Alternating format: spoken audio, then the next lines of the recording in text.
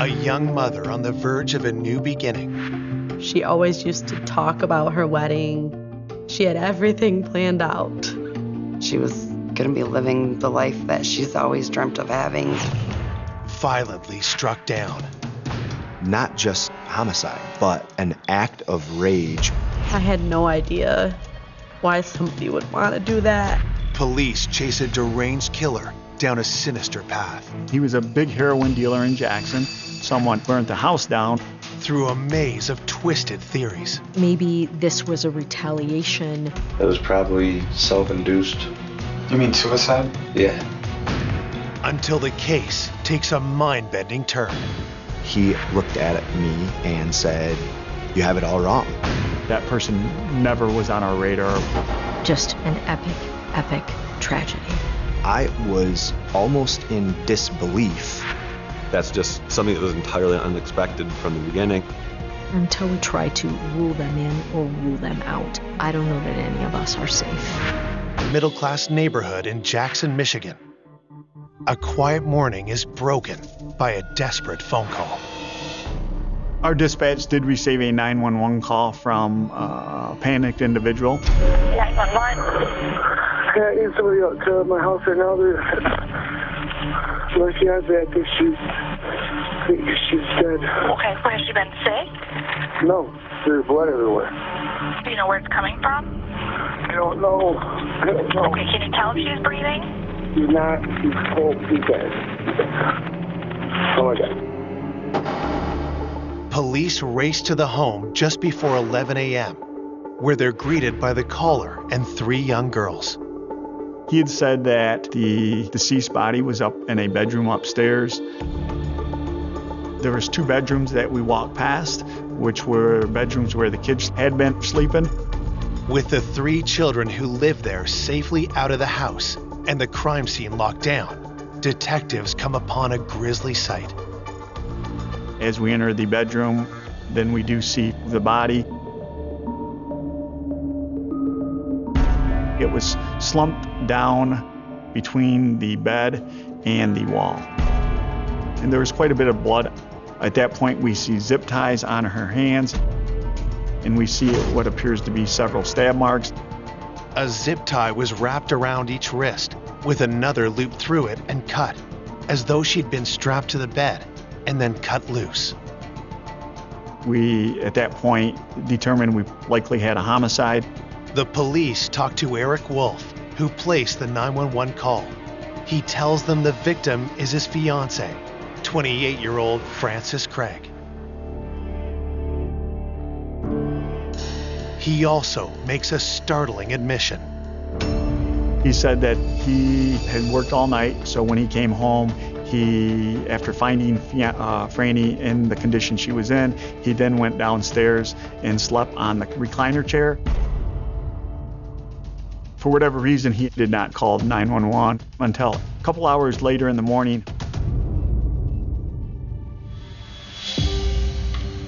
Frances's 2 daughters and Eric's little girl were all in the house at the time. While Eric slept, his 10-year-old child walked into a horrifying scene.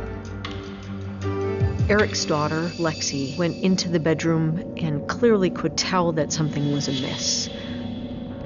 She even touched her and could tell that she was not moving. I think she might even have described her as a little cold. Lexi went downstairs and woke up her father. And that's when he finally called 911. We all felt that a normal, average individual would, at the bare minimum, make sure their fiance, the person they're about to get married to and spend the rest of their life with, is okay. Eric's decision to walk away from the murder scene is a red flag for investigators. And so is his casual demeanor. When Eric was interviewed by one of the other detectives at the scene initially, the detective said he didn't seem too concerned, didn't seem too upset about what had happened. Detectives plan to grill Eric about his suspicious behavior. But first, they need to finish processing the crime scene. There was approximately 90 stab wounds, and they were in a very aggressive manner. it was overkill. Not just committing a homicide, but an act of rage where it's over the top. The rule of thumb is on a situation where there's multiple, and I'm talking more than a dozen stab wounds, it's usually a crime of passion. So at that point, you typically look at somebody close to the victim.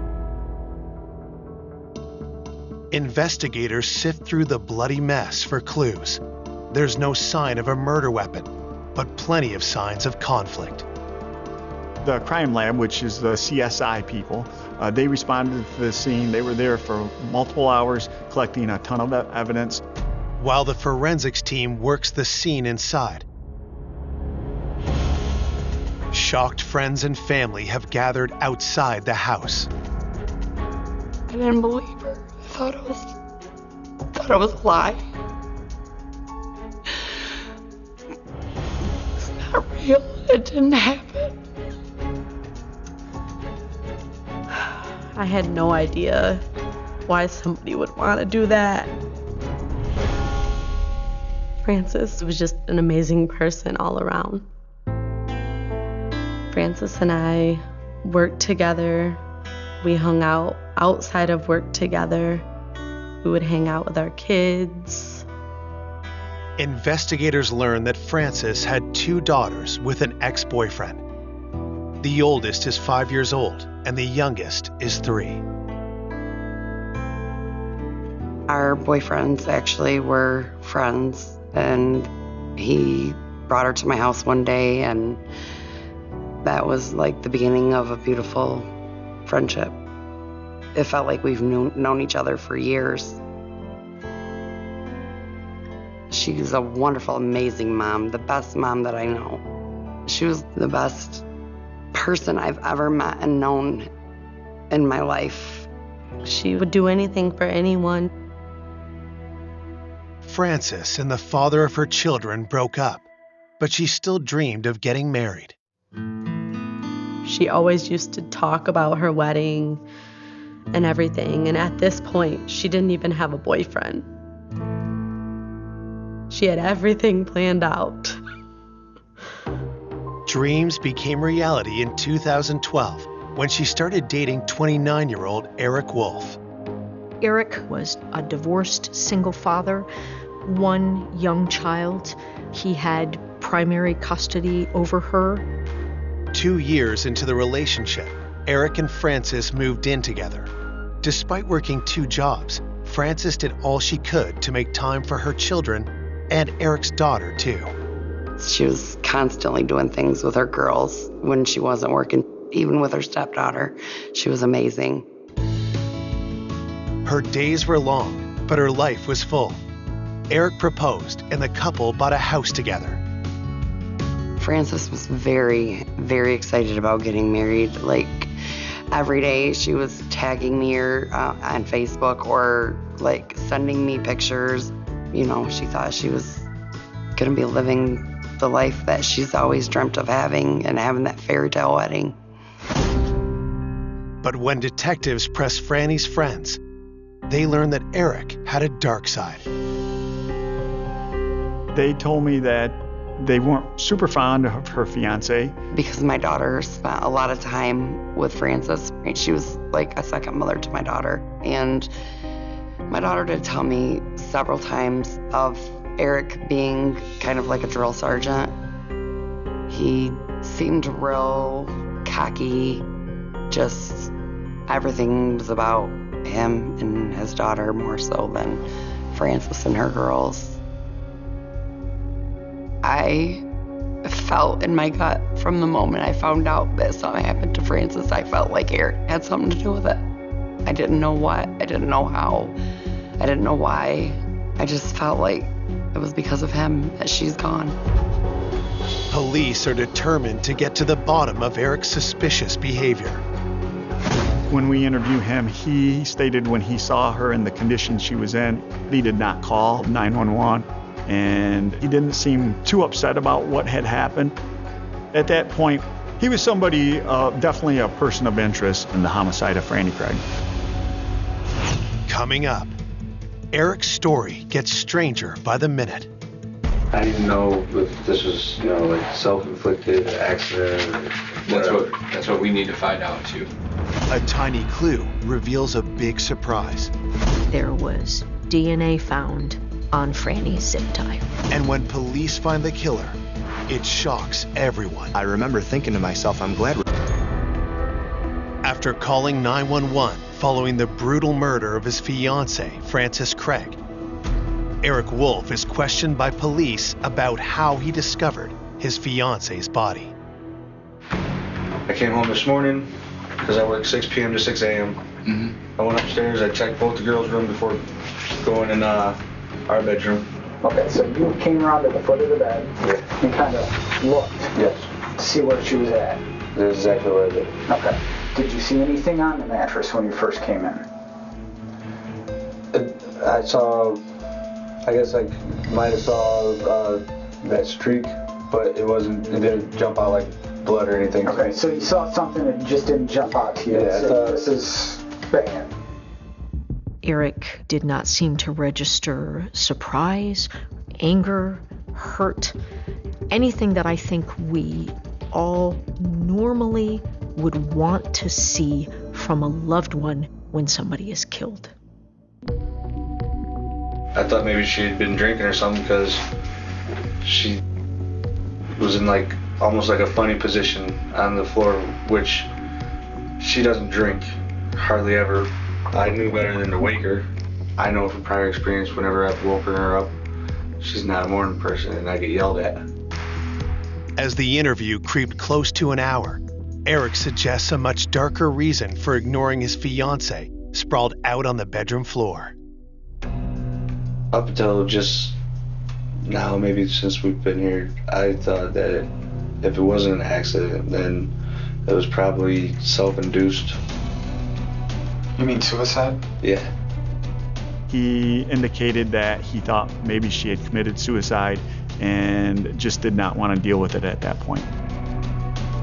We found that being very odd and a red flag. Typically on a suicide, you'll find one stab wound or one gunshot wound. You won't find multiple stab wounds. The prospect of Franny inflicting 90 stab wounds with her hands zip-tied sounds preposterous to the police. Even if it was physically possible, why wouldn't Eric have reacted with alarm? So you didn't want to come to grips with it if she had done so. Right, because you don't want you. To investigators, Eric's shifting story doesn't add up. Why would a woman everyone described as happy and carefree take her own life? And the only reason I say self-induced is just because of how high-strung everything is right before this wedding, and it's a lot of stress. Yeah. Eric's strange comments could signal that he's traumatized over the death of his fiancée, or that he's hiding something. Determined to mine the truth, detectives decide to go right at their prime suspect. Did you? No. Know what? No, I didn't do this. I didn't know anything about it. I walked in and I walked out, went to sleep, got up, went back in and reported it.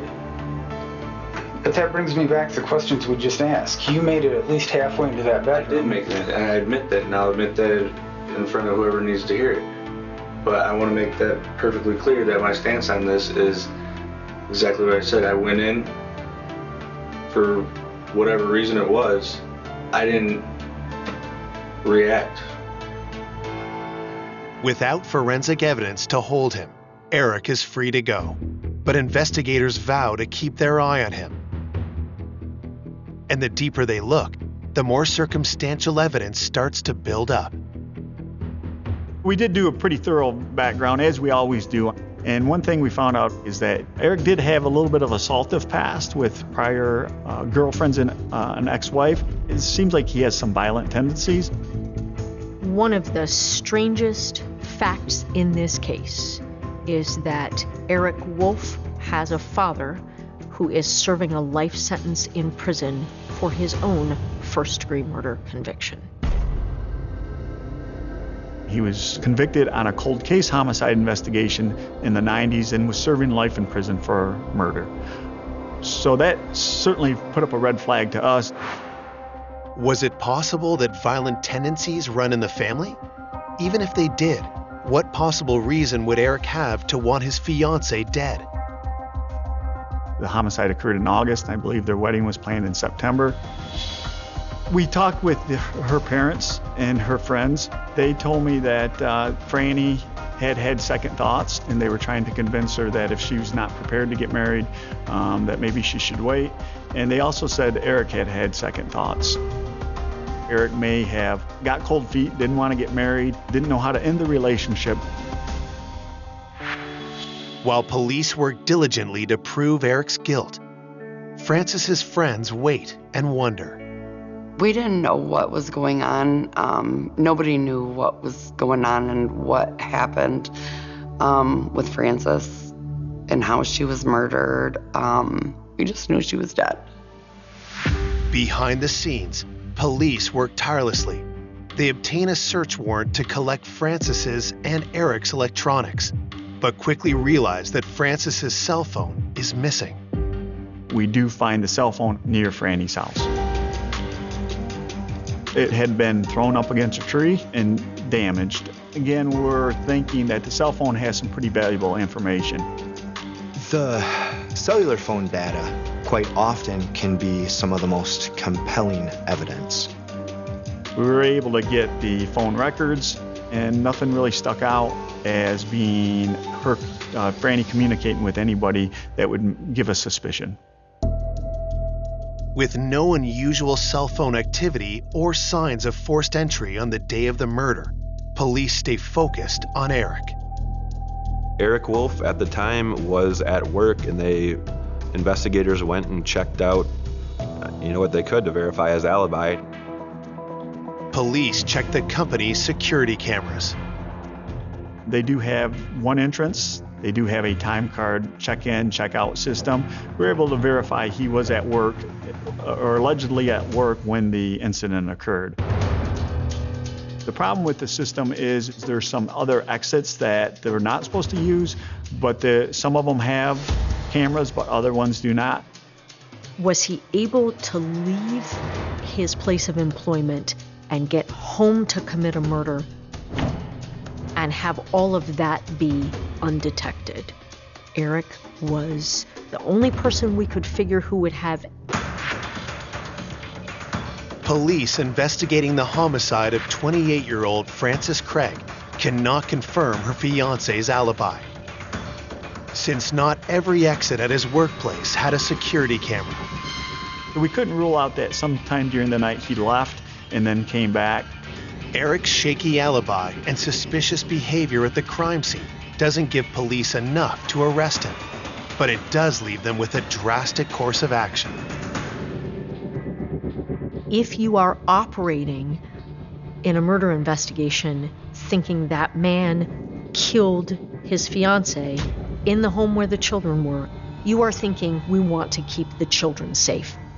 We kept Eric's daughter from him while we tried to figure out what happened to Franny. Both Eric's and Franny's daughters are removed from Eric's home and put in the custody of family members. With pressure mounting, detectives need to move fast to prove their theory, or find a more plausible one. At that point, we tried to determine any communication Franny may have been having with someone other than her fiancé. Franny had an ex-boyfriend. He no longer lived in the area, but he had returned to the area recently and had some level of connection or interaction with Franny. The police press Franny's ex. Could he have committed this heinous crime? That young man was a nice young man, came from a very, very nice family. And he did have an alibi where he was at the time of the incident. We were able to verify that alibi, so we were able to eliminate him.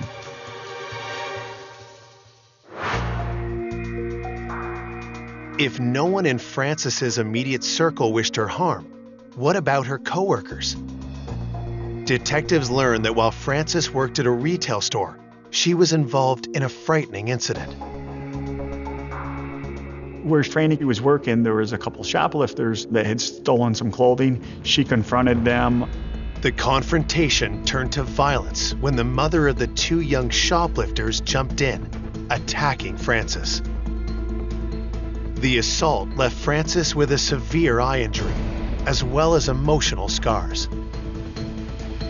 The incident at work left Frances really scared, nervous, cautious.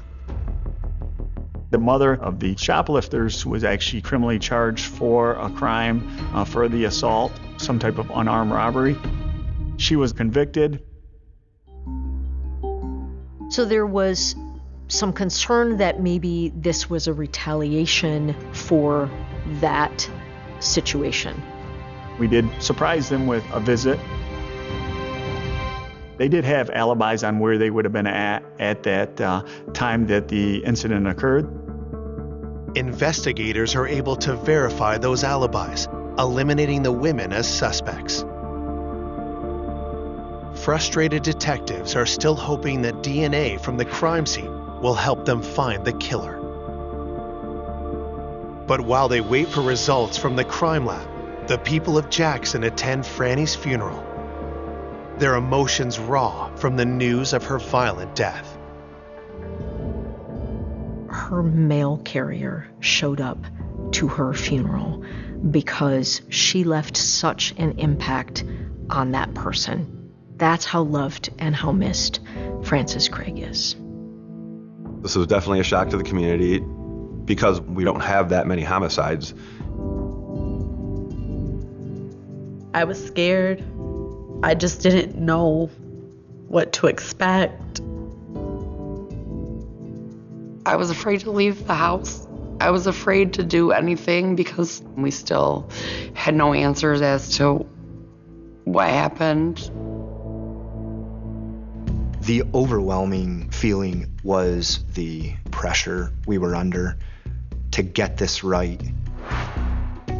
Determined to find justice for Franny, investigators continue to drill down on Frances's fiancé.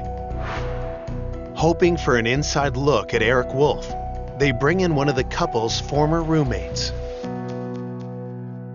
Ryan Marshall was friends with Eric Wolf. So Eric and Franny welcomed Ryan into their home to stay with them. His house had caught on fire and she was trying to help a friend out.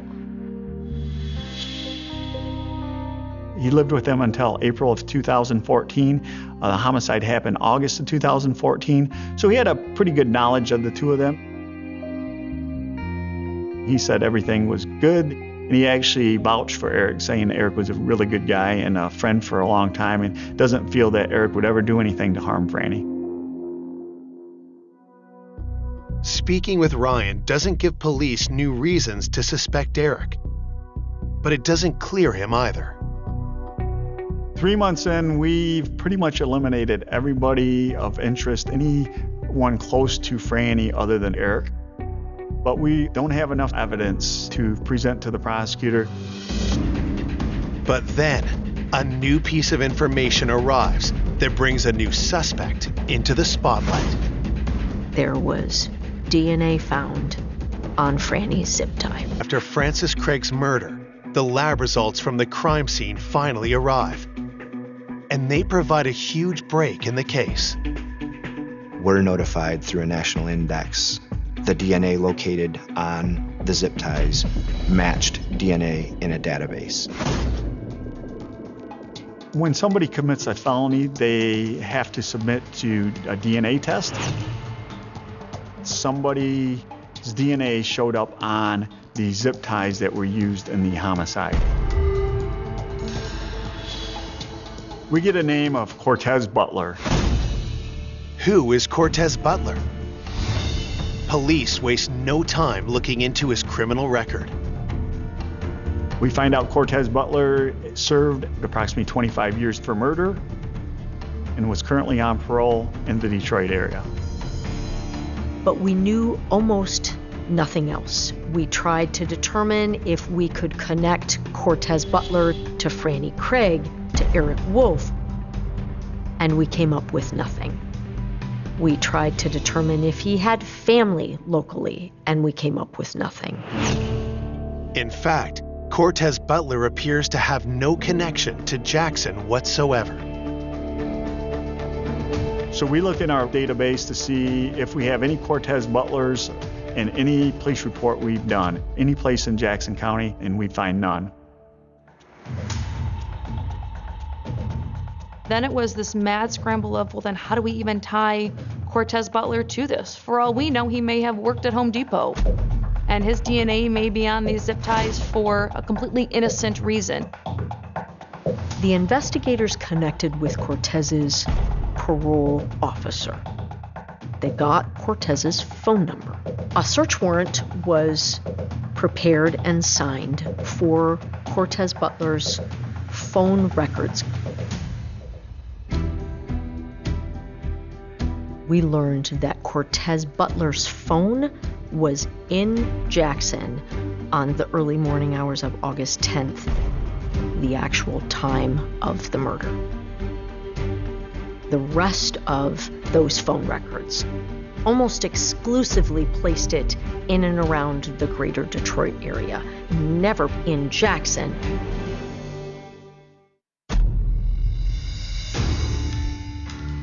But what reason would Butler have to harm Franny? Eric remained the prime suspect. He was the only dude with a motive. Maybe Eric was not ready to get married and didn't know how to end a relationship. So then the thought process was, did Eric hire this person to kill Franny? The cell phone records also connect Butler to some other shady characters. We were able to identify a Clifford and Rodney McKee as being connected to Cortez Butler. Clifford McKee lived in the Detroit area. Clifford McKee was in prison for approximately 20 years for murder. We found out that Rodney McKee, he was a big heroin dealer in Jackson. We found out that he had committed an arson.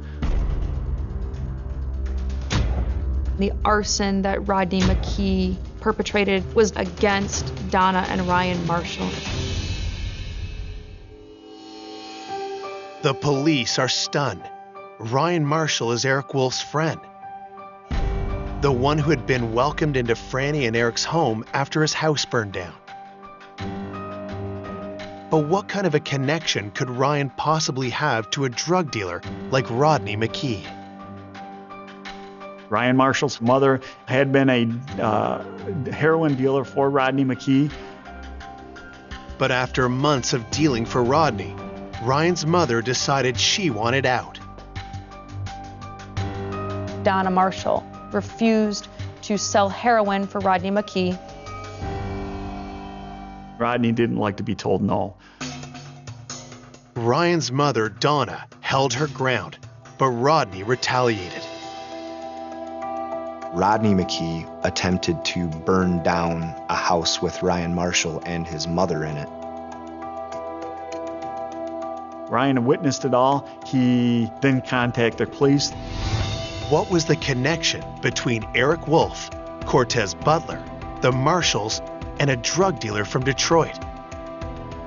Detectives knew there was only one person who could answer the question, and soon they'd have a chance to ask him face to face. Cortez Butler was arrested for yet another murder. Not Franny's murder, but another murder in the greater Detroit area. We went down there in Detroit with one sole purpose: to gather information from Cortez Butler on what happened to Franny and hopefully be able to explain to us what Eric's role in this whole thing was. But Cortez said he wasn't going to talk without any kind of a deal. It was clear that whatever Cortez was going to say, it was not. investigators have DNA evidence and phone records that link convicted killer Cortez Butler to Francis Craig's murder. They arrange to talk to him while he's detained for an unrelated homicide. But he immediately tries to shut them down. Cortez said he wasn't going to talk without any kind of a deal. I said, no one is giving you any kind of a deal without anyone knowing what you have to say. Detectives press Butler hard until he finally agrees to talk. But only on one condition. Cortez very pointedly and specifically asked repeatedly to not have the interview recorded. If detectives agree not to record the interview, there's a chance Butler's testimony won't stand up in court.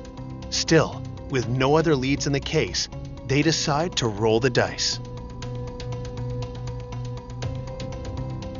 We were there interviewing Cortez in the first place because we need to find out Eric Wolf's involvement in this. And it was dire that we did so as the children were about to go back with Eric Wolf. The whole idea for that was to keep these kids safe. So the detectives tried to read him his rights. He didn't even want to be bothered with the rights. I know my rights. I think it was, bro, I know my rights, bro. Butler wastes no time getting right to the point. Cortez looked at me and said, "You have it all wrong." And I said, "Have what all wrong?" And he, at that time, let us know that Eric had absolutely nothing to do with this murder.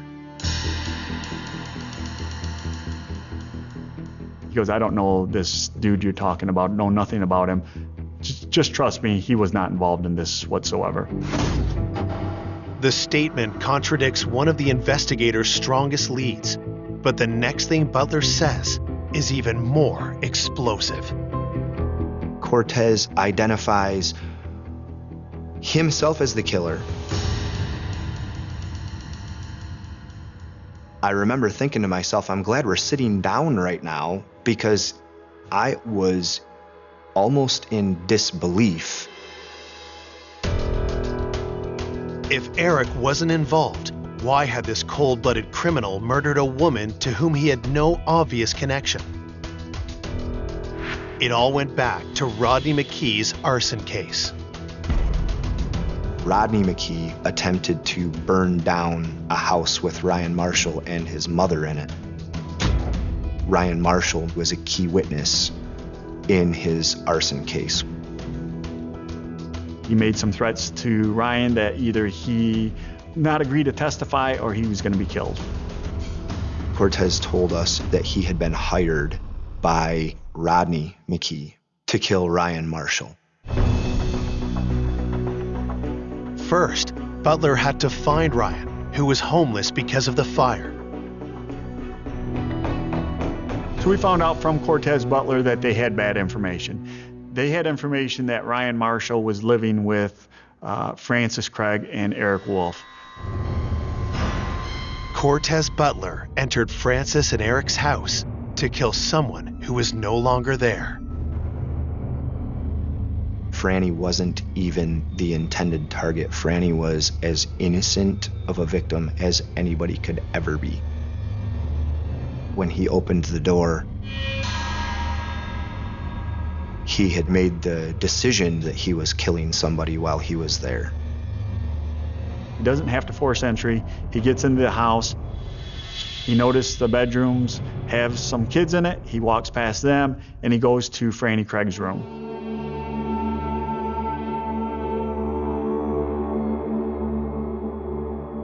When he gets to Franny Craig's room, he asks her where Ryan is. She said he's not there. Cortez tells Franny not to look at him. In his words, he stated she looked at him, so he had to kill her.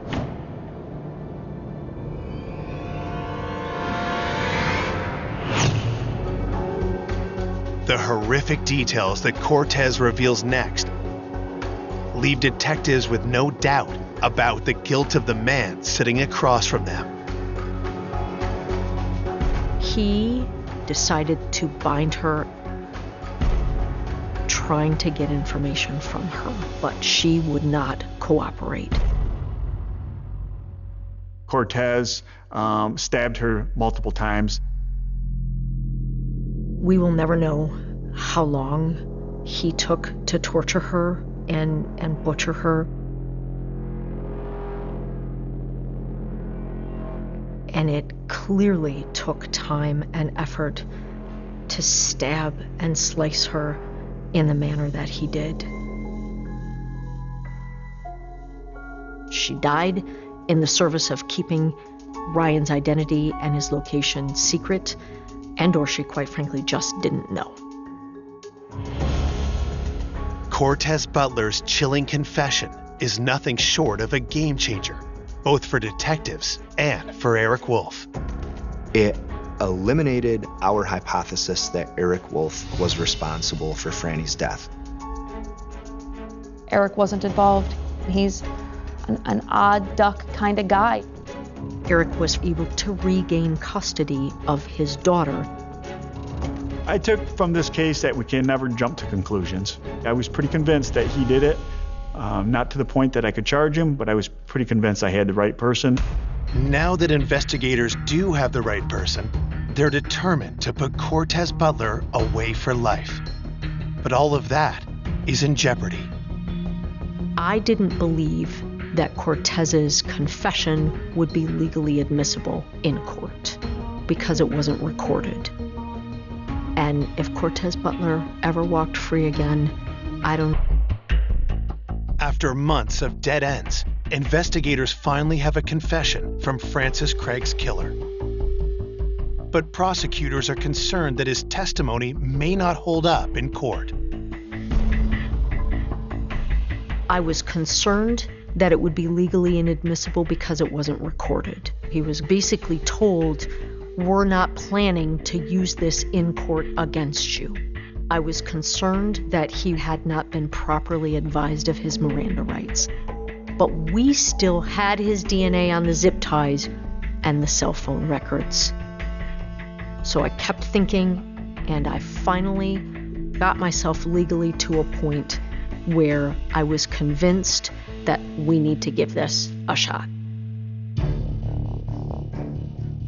In October of 2015, Cortez Butler is charged with Francis's murder. When the trial begins 6 months later, Butler appears relaxed, almost giddy. Cortez really seemed to thrive in that trial atmosphere. He would seek out cameras and smile at them, give them this big, full teeth smile. He wanted to fight just because he could. He wanted to run the show just because he could. But that's just a warm-up for the verbal assault he launches into when he takes the stand. Cortez Butler was a monster at that trial.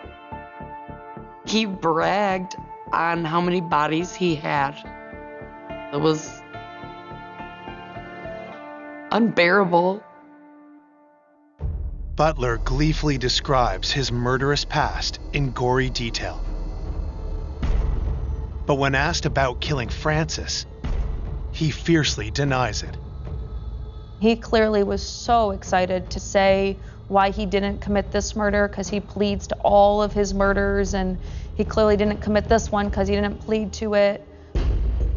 Butler also denies ever confessing to police. But in a victory for prosecutors, the judge allows detectives to testify about Butler's confession. We're able to get past that piece because he wasn't in custody for our case. He wasn't actually entitled to his Miranda warnings. Eyewitness accounts play a major role in trying to move the jury, beginning with Eric's daughter, who found Franny dead. Alexis was our first witness up there, and I don't know that I will ever forget the audible gasps and sobs and emotion pouring from the jury just from that first witness. The physical evidence is laid out. We have Cortez Butler's DNA on the zip ties that were used in the homicide, and we also have phone tracking information showing Cortez Butler and Jackson. Prosecutors make a compelling case, but without a recording of Butler's confession. It's the detective's word against Butler's.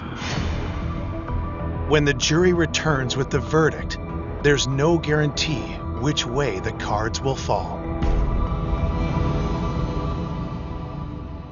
Cortez Butler was convicted of first-degree murder, and he won't ever walk free again. The sentence was life without the possibility of parole for the premeditation murder of Franny Craig. This was a complicated story to tell to a jury. It is a difficult one for all of us to wrap our brains around, even still. Cortez goes to look for Ryan at her house, and he doesn't find him, and murders Franny in her own bed while she's doing nothing wrong. Franny had no connection to her killer whatsoever. We can rest maybe a little easier that the bad guys won't ever hurt anybody else, at least not outside of the walls of prison. But none of it brings Franny back.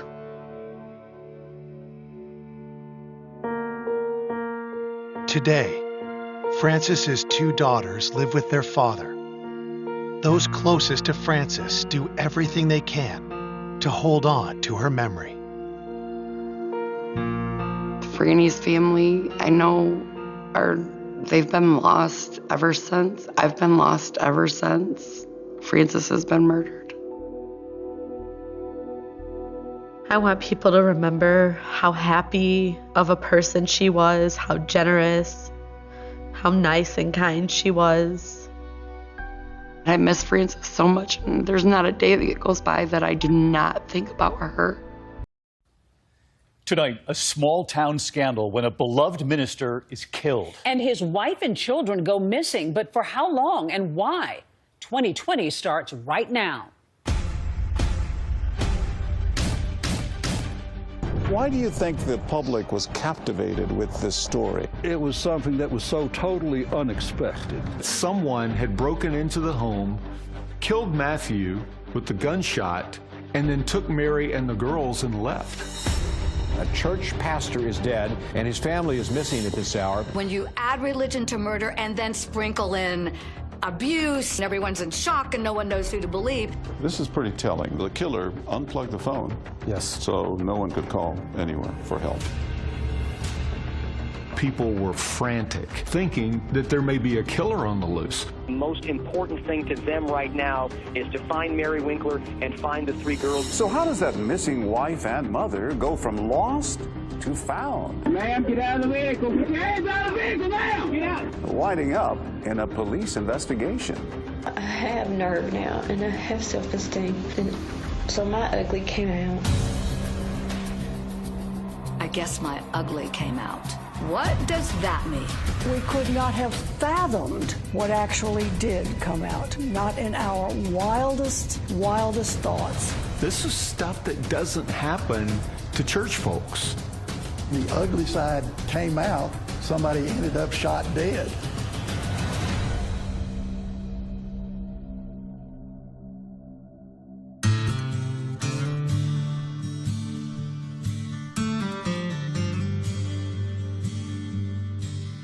It became one of the biggest, most talked about stories in the entire country. And it all started here in the heart of the Bible Belt, in this small church, in the tiny town of Selmer, Tennessee. Matthew Winkler would preach to his congregation every Sunday morning here about right and wrong and about living your life in the service of God.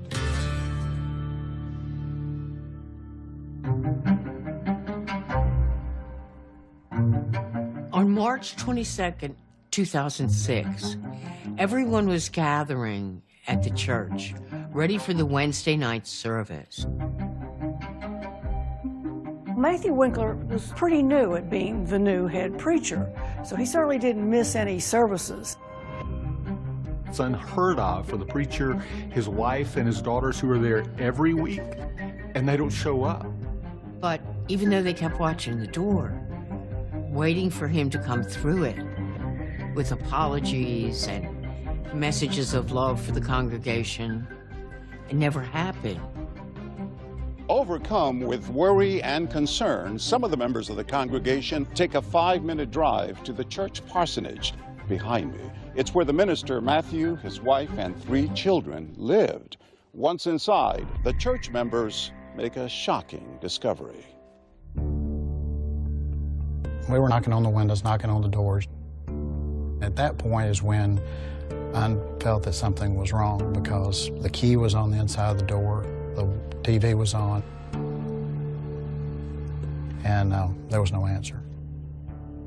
At some point, they go inside the home, walk through, calling his name, calling Mary's name, calling for the girls. We're yelling, "Is anyone in here? Can anybody hear us?" They looked around, no Mary, no little girls. Everything looked normal, nothing looked out of place. But the master bedroom door was shut. They walked over and opened it, and all their nightmares were answered. Saw Matthew laying there on his back. A foam was protruding from his mouth and nose. We knew pretty obviously that he was dead at that time. So we called 911, and then we all gathered in the living room and held hands and prayed for Mary and the children, because we had assumed that they had been abducted. Church members couldn't fathom who would kill their preacher. This was a man who, in fact, was considered religious royalty here in Tennessee, coming from a long line of distinguished ministers. Matthew Winkler is the son of a preacher, and the grandson of a preacher, and a great-grandson of a preacher. The only one who could ever reach me was the son of a preacher man. It's in his blood, literally. Mary grew up in a Church of Christ family also. Mary was raised in a strict household in Knoxville, Tennessee. At South Doyle High School, she was known as a reserved student with a good sense of humor. She didn't draw a lot of attention to herself.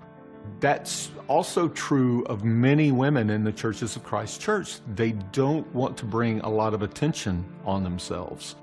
Mary was cute as a button. She was always ready with a smile and a touch on the hand, and she just was the perfect embodiment of a Church of Christ woman. Mary and Matthew met at Freed-Hardeman College. It's a college affiliated with the Church of Christ. And Mary has said that initially they were just friends, but then they started dating, and apparently Matthew must have liked her, because 3 months later he asked her to marry him. Both Matthew and Mary dropped out of school because they couldn't afford it anymore, and then Matthew got work as a youth minister in McMinnville, Tennessee.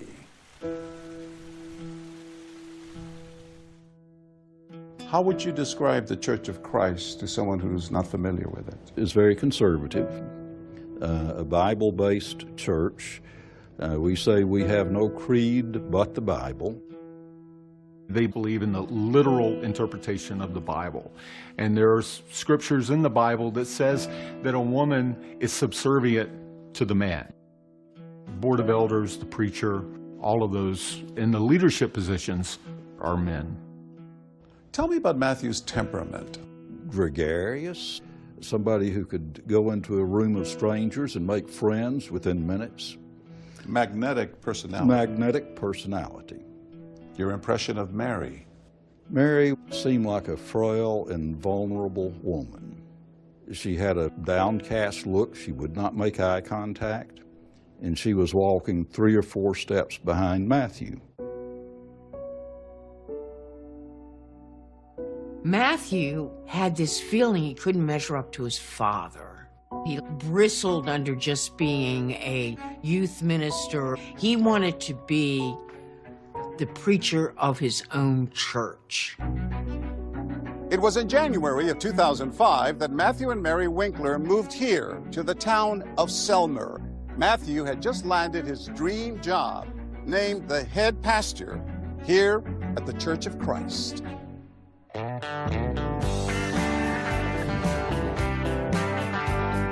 Selmer is a sleepy little town in Tennessee, right by the border with Mississippi. It is a place where people sit out on their porch drinking sweet tea and talking with their neighbors as they walk by. It's very Southern in so many ways. One of Elvis Presley's first outside of Memphis performances was here in this county. The highway going through Selmer to Elvis's home is called Rockabilly Highway. What is this town like? Small town. Yeah. Close, unit family. Pretty religious? I see a lot of churches here. Yes. Almost every corner you'll find a church. True happiness is found in God's Word. True happiness is not only found in God's Word, it's found by living the way God says to live in that Word. The Winklers found a wonderful church in Selmer, Tennessee, and the people of the community and congregation embraced them and welcomed them. It seemed like the perfect scenario. That is, until March 22nd of 2006, when that beloved young minister was found dead on the floor of his bedroom. Was it a kidnapping and it just went wrong? Someone definitely intended to kill Matthew Winkler. In a small town, people were frantic, thinking there was a killer on the loose. And where were Mary and the girls? Had someone unknown come into the home, killed Matthew, and gone off in the family van with the 3 girls and Mary, holding them captive.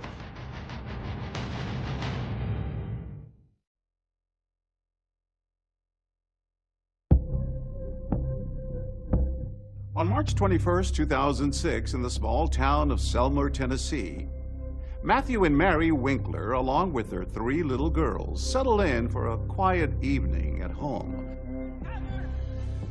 They order pizza and watch the animated movie Chicken Little. The sky is falling! The sky is falling! But somehow, this everyday peaceful family activity would turn into a gruesome crime scene with seemingly deadly intention. Matthew Winkler was shot in the back with a 12-gauge shotgun. 12-gauge shotgun is either used to hunt or personal protection, and it's used to kill. My initial thought was someone definitely intended to kill Matthew Winkler. Members of the 4th Street Church of Christ find their beloved minister, Matthew Winkler, dead in his home, just minutes away from the sanctuary. They immediately call the police. Where were you when you got the phone call? I was at home, of course, in bed, or getting ready to go to bed. Then I immediately started reaching out to the agents and the crime scene team to get them to start responding to this location.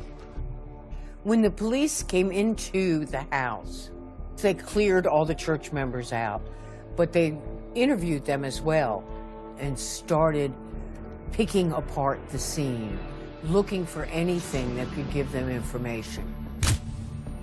They would have started with the interior, taking photographs, taking measurements. Nothing was out of place.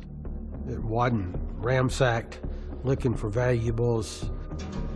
But what would stand out is when you got to the back bedroom. There were blood stains on the pillows. There were blood stains on the floor. Matthew was laying beside the bed, and that's where he was found. But you think he was shot while he was still in bed? Yes, and he would have rolled over. Investigators were thinking of a lot of things that this scenario suggested. You have someone fatally wounded. No one else is around. Is this some type of robbery that had turned into murder? Was this a vendetta, or was it a kidnapping? and it just went wrong. At that point, you don't know? You don't know. I mean, it's a mystery. What do we have here? This is actually the bed. This is the bed. That would have been where he was sleeping. Could have been shot from here or from here. Well, probably from this side. Right. He was shot on the bed, so that tells you that the shooter had no confrontation with him. There was no defense that Matthew could have put up, being that he was shot in the back. And this is the shotgun shell. It's actually the round that killed him. Over here, this is the bird shot. That's some of the bird shot recovered from his body. Correct. This is the actual shotgun. Yes, sir. Can you show it to us? That's 12 gauge pump. What kind of damage can it do? Close up. Well, lots of damage. A 12-gauge shotgun shooting birdshot. When it makes impact, it's going to explode with all of these pellets. And Matthew had somewhere over 70 pellets in his back. And for investigators, each crime scene tells its own story. And this one would reveal a chilling detail. It seemed that the perpetrator wanted to seal Matthew's fate with absolute certainty. They were very disturbed when they noticed the telephone, clearly placed in a position that was out of Matthew's reach. And it was disconnected from the wall jack. So the killer unplugged the phone. Yes. So no one could call anywhere for help. That's what we believe. Even if he was able to survive or even live long enough to reach up and grab the receiver and hit 0, it wasn't going to work. There is breaking news that we've been following all day out of Selmer, Tennessee. It is a case of tragedy in a small town. A church pastor is dead. While investigators were combing through the crime scene, news of the death of the much-beloved preacher Matthew Winkler shook Selmer to its core. And, you know, it's just shock. Everybody's just in shock about it. This is the 4th Street Church of Christ here in Selmer, and all day long, church members have been coming and going. You can see it in their faces how distraught they are about the death of Pastor Matthew Winkler. Who would have done something like this? Everybody loved him from what we understood. People were frantic, thinking that there may be a killer somewhere in their community. And do police have a motive they're working on, any kind of theory here? Now, they are telling us very, very little about this. Matthew was often approached by people who had addiction problems or financial problems. What if Matthew turned one of those people away? What if they had come back in anger? An Amber Alert is issued for 3 little girls. Police need to find Mary Winkler, 1-year-old Brianna, 6-year-old Mary Alice, and 8-year-old Patricia. They, along with their gray minivan, were missing. Were they in danger?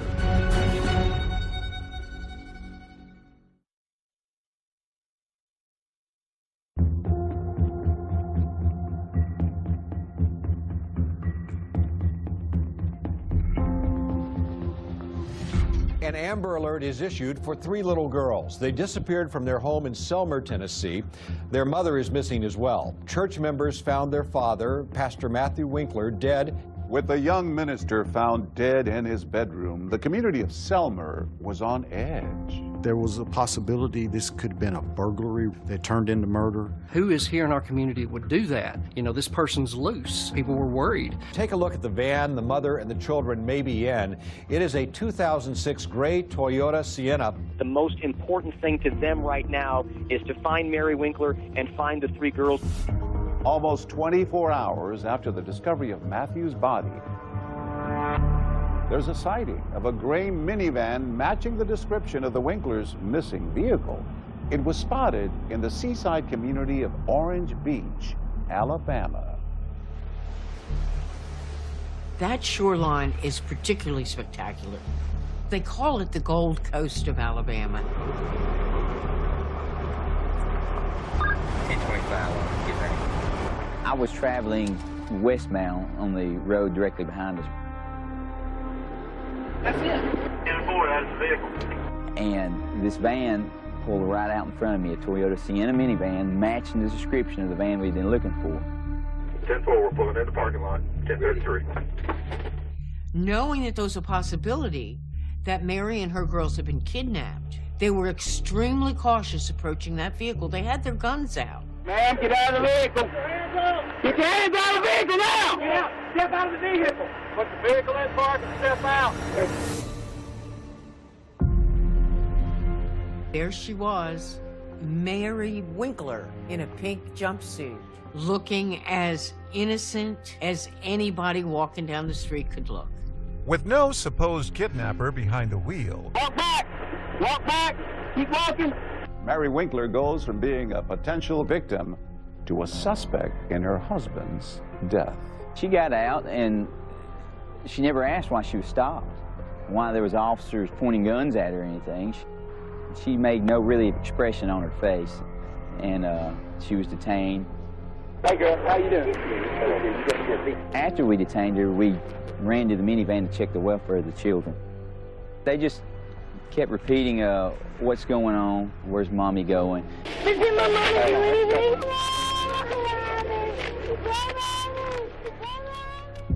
Shortly after Mary's arrest, police search the minivan and they make a stunning discovery. It was soon after Mary was apprehended by the Orange Beach Police Department. A shotgun was found in the minivan. You've heard the term, we found the smoking gun. Well, that's exactly what we thought. We had found the smoking gun, and it was just our job now to put the facts and the details together. Back in 2006, Stan Stabler was a corporal with the Alabama Bureau of Investigation. I received a call from Orange Beach Police Department that evening. They requested that I come to interview Mary Winkler. It's March 23, it's about 9:55 p.m. We're at Orange Beach PD. I'm Stan Stabler with ABI. If you would just speak your name for me, please, ma'am. Mary Winkler. When we first started, I got a lot of background information about her, their marriage. How long have you been married? 9 years, 11 months. How was your marriage? Good. We talked about the children. I met your daughters, and very sweet girls. Had McDonald's, they eat, and they're wrapped up in blankets, warm, watching a movie. Thank you. I wanted to build a rapport with Mary where she felt comfortable with me.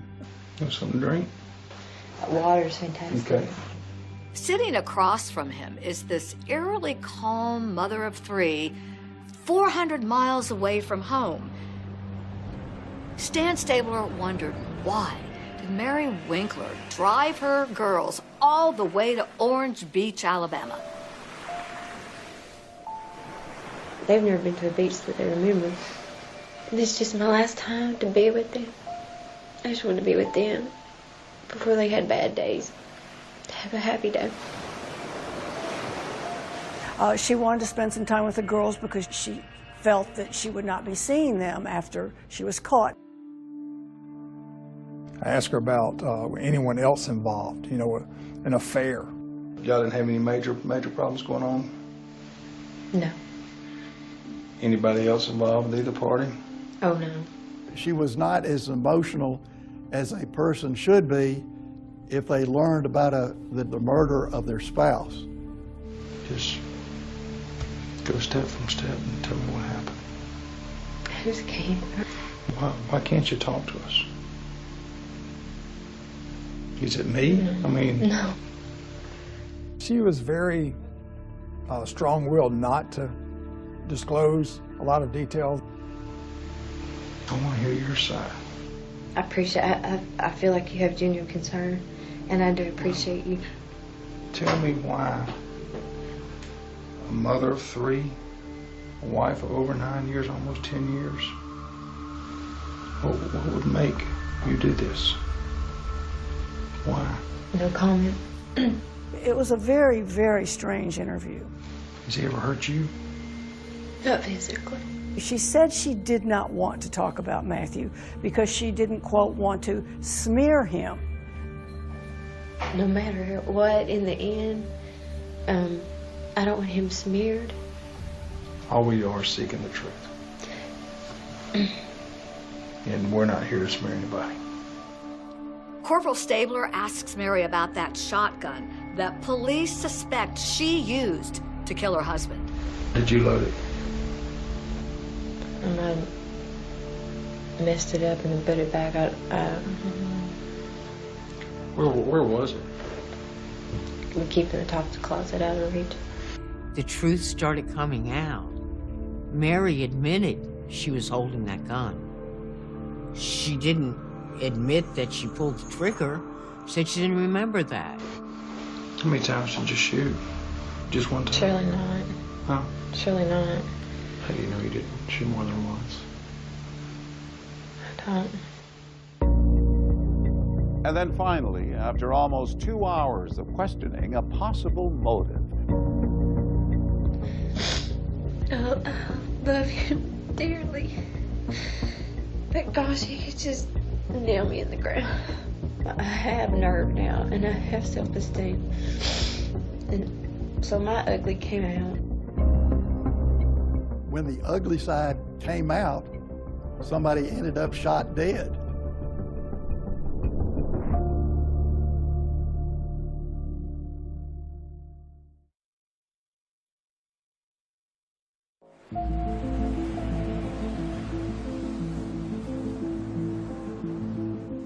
For almost 2 hours, Corporal Stan Stabler prods Mary Winkler about her relationship with her late husband, Matthew. Mary Winkler eventually, during that interview in Alabama, did tell investigators that he picked on her. What she was describing as someone who was abusive. How would he run you down? Just chewing on you, yeah. Just fussing at you, Just nagging all the mistakes. time? And some well-deserved by all means. I think it's over. But gosh, I don't want to talk about that now. I love you dearly. But gosh, he could just nail me in the ground. I just took it like a mouse. Didn't think anything different. I never spoke up. She told me he was a good man. He was a good father. He was a good husband. She said, you know, at times he would get mad. She related it to blood pressure problems. But he was so good. He was so good, too. A lot of times he had high blood pressure, but he'd never go enough to the doctor to get medicine for it. There's no sense, you know. Just say the lady was a moron, evil woman. She said she had had thoughts in the past about killing him. Yeah, I didn't just get up and say, hey, let's see how this thing works. I've been battling it not to do that for him, and I don't know why. Was he chewing on you when it happened? I don't even know.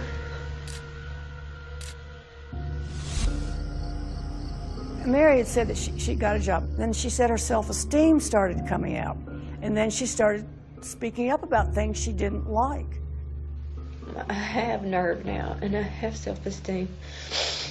And so my ugly came out. When the ugly side came out, somebody ended up shot dead. So that's what Mary's ugly side is. The side that shoots her husband in the back with a shotgun.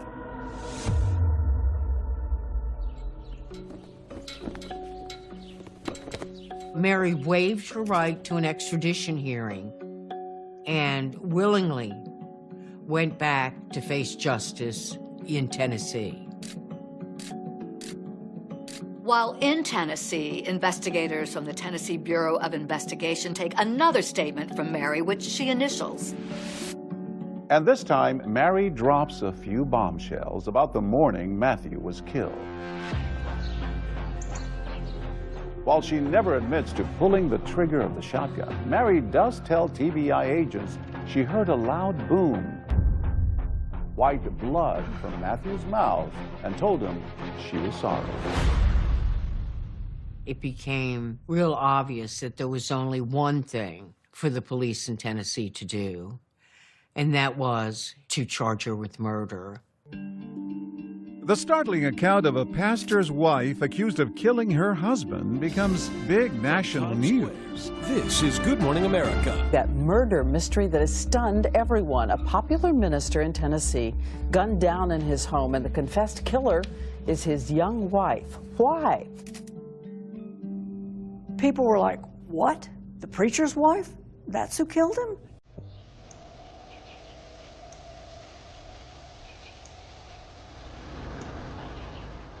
Once a minister's wife, now accused of murder.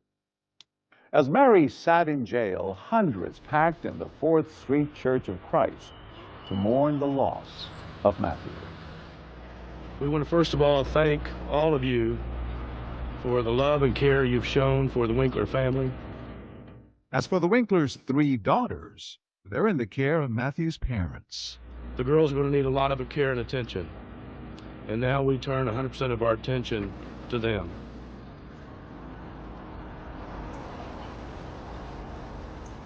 As the news of Mary Winkler's arrest spread like wildfire through this tight-knit community of Selmer, there were rumblings that her husband Matthew may have had a darker side. There had to be a good reason, some speculated, for Mary to pick up that shotgun and then shoot her husband in the back. People were wondering what would cause them to have their ugly come out.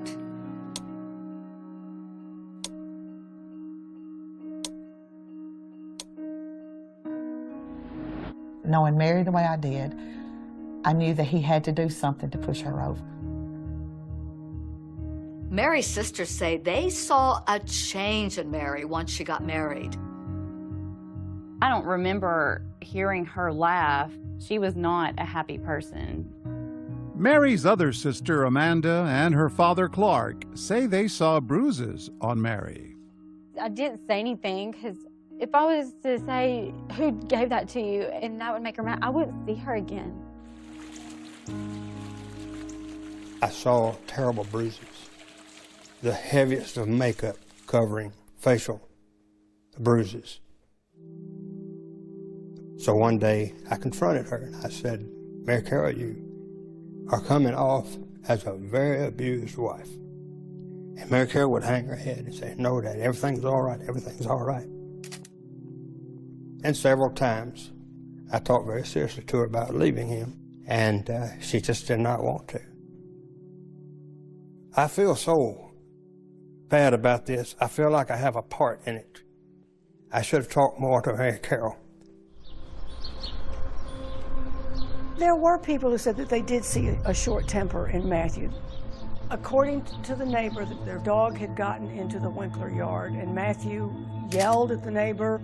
He said, keep the damn dogs out of our yard or we'll shoot them. He would have had a temper on him. I've never met a preacher like him. This never rose where it was ever a volatile encounter with somebody. It was just being stern, like the dog, hey, please do this. I've warned you. As investigators dig deep into the Winklers' lives, they come to believe that Matthew's killing may actually have been about money. That's what was the root of the evil in this whole situation. According to them, Mary was knee-deep in financial fraud, and investigators suspect that weighing heavily on her mind was an upcoming trip to the local bank. The bankers set a meeting for Mary and Matthew to meet at the bank on March 22nd. I think she was desperate and afraid.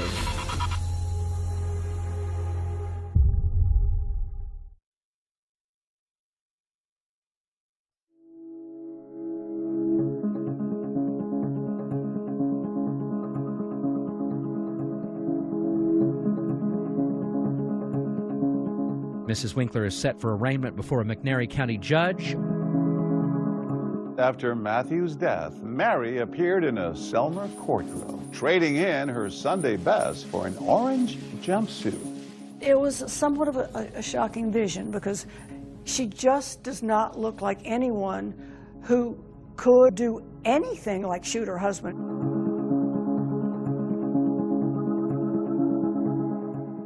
State of Tennessee versus Mary Carol Winkler. You're charged under Tennessee Code with first-degree murder. After pleading not guilty to first-degree murder, Mary is led away in shackles.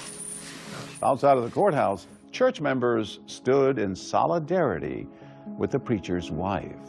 We had a special prayer for her at church last night, and we forgave her. It's in God's plan, but there has to be a reason, because if we can't believe that, we cannot go on. Mary's supporters believe that her years of alleged abuse culminated in the accidental shooting death of her husband. But investigators say the real motive in this case was money. Early on in the investigation, TBI was interviewing local banks, and they more or less came to the TBI and said, "We got to tell you what's going on here." Investigators have learned from bank officials that Mary was in over her head financially after they say she got caught up in a so-called lottery scam, which was sweeping the country. A lottery scam is when you get email or even a letter that tells you that you have won a lottery. Here's how it works. The scammer sends a counterfeit check for an initial payment worth thousands of dollars. Now, in return, you're supposed to send them money to cover the processing fees. The scammers make money off what you send them. Meanwhile, all you get is a worthless check. Mary had entered all sorts of things. So when she got this saying that she'd won $250,000, she believed him. What do we have here? These are bogus checks. So Mary Winkler got these checks in the mail. Yes. And she thought, wow, $4,880, $4,900. Yeah. You're going to receive lots more once you send us the money, but she did not send the money back. She kept all the money. Back in those days, if a person deposited a check or cashed a check, they would actually receive the complete amount of money because it immediately went into your bank account. Back then, you just didn't have the automation like you have today. So it could take weeks for the checks to come back as counterfeit. So when that happened, the banks wanted their money back from Mary, over $16,000. And that is when investigators allege Mary cooked up a scheme of her own to cover her losses. She was actually writing checks for one bank to cover checks at another bank. What investigators say Mary was doing is called check kiting, floating funds between banks, and that's where the kite comes in. And in doing so, she knew that she didn't have the funds in that bank to cover the charges, and that is an illegal act. It's easy to see how desperation can lead you down that path where you're trying to find a way out and you don't know what to do. Was there any evidence that Matthew, her husband, the minister, was in on this or knew about it? We have no evidence because he never went to the bank. He never had his name on anything. These other accounts was in her name, so he wouldn't have access to her accounts. According to investigators, Mary went to great lengths to conceal her alleged financial crimes from Matthew. They say she opened up a personal account out of town, changed her mailing address to a P.O. box, and she even tried to remove Matthew's name from their bank account. But investigators say Mary's alleged financial scheme fell apart after one late deposit sent her bank account into a tailspin. I think it got a little out of hand because she got at some point like $5,000 overdrawn, which is a really bad position to be in. $5,000 in 2006 on a small town pastor's pay and a substitute teacher. You might as well say $100,000. Things came to a head on March 21st, 2006. That day, Mary Winkler was working as a substitute teacher here at Selmer Elementary School. She receives an urgent call from the bank asking her to come in the very next day to clear up her overdrawn account. and they tell her to bring her husband Matthew along. In fact, in this statement to TBI, Mary admitted to having a heated discussion with Matthew about their finances the night before the shooting. She says, "I had gotten a call from the bank, and we were having troubles. Mostly my fault. Bad bookkeeping." And then she goes on to say that the two were upset with each other and that she got to a point and snapped.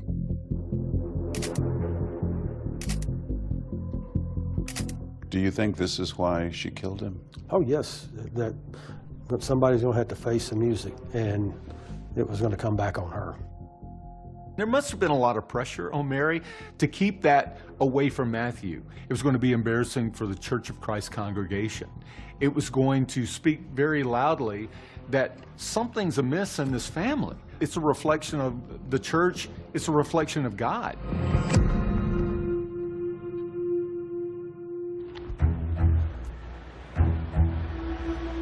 How's Mary feeling? Prosecutors might think this is an open and shut case, but as Mary's murder trial gets underway, no one could imagine the twists and turns to come. Mary Winkler had what appeared to everyone a marriage made in heaven, but behind closed doors, it was a living hell. Miss Winkler, if you'll come forward, please, ma'am. And when the demure preacher's wife takes the stand, dark and lurid details would soon come to light. Did it hurt you? Yes, sir. Oh, my goodness gracious. This is stuff that doesn't happen to church folks. Preacher's wife does not wear this kind of shit. Had there been a quiet rage brewing, We could not have fathomed what actually did come out, not in our wildest thoughts.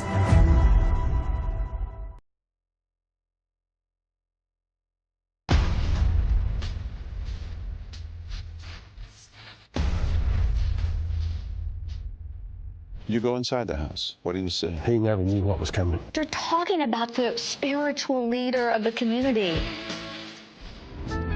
And now he's got a hellacious shotgun wound in his back. And his wife wants you to believe that she was driven to it.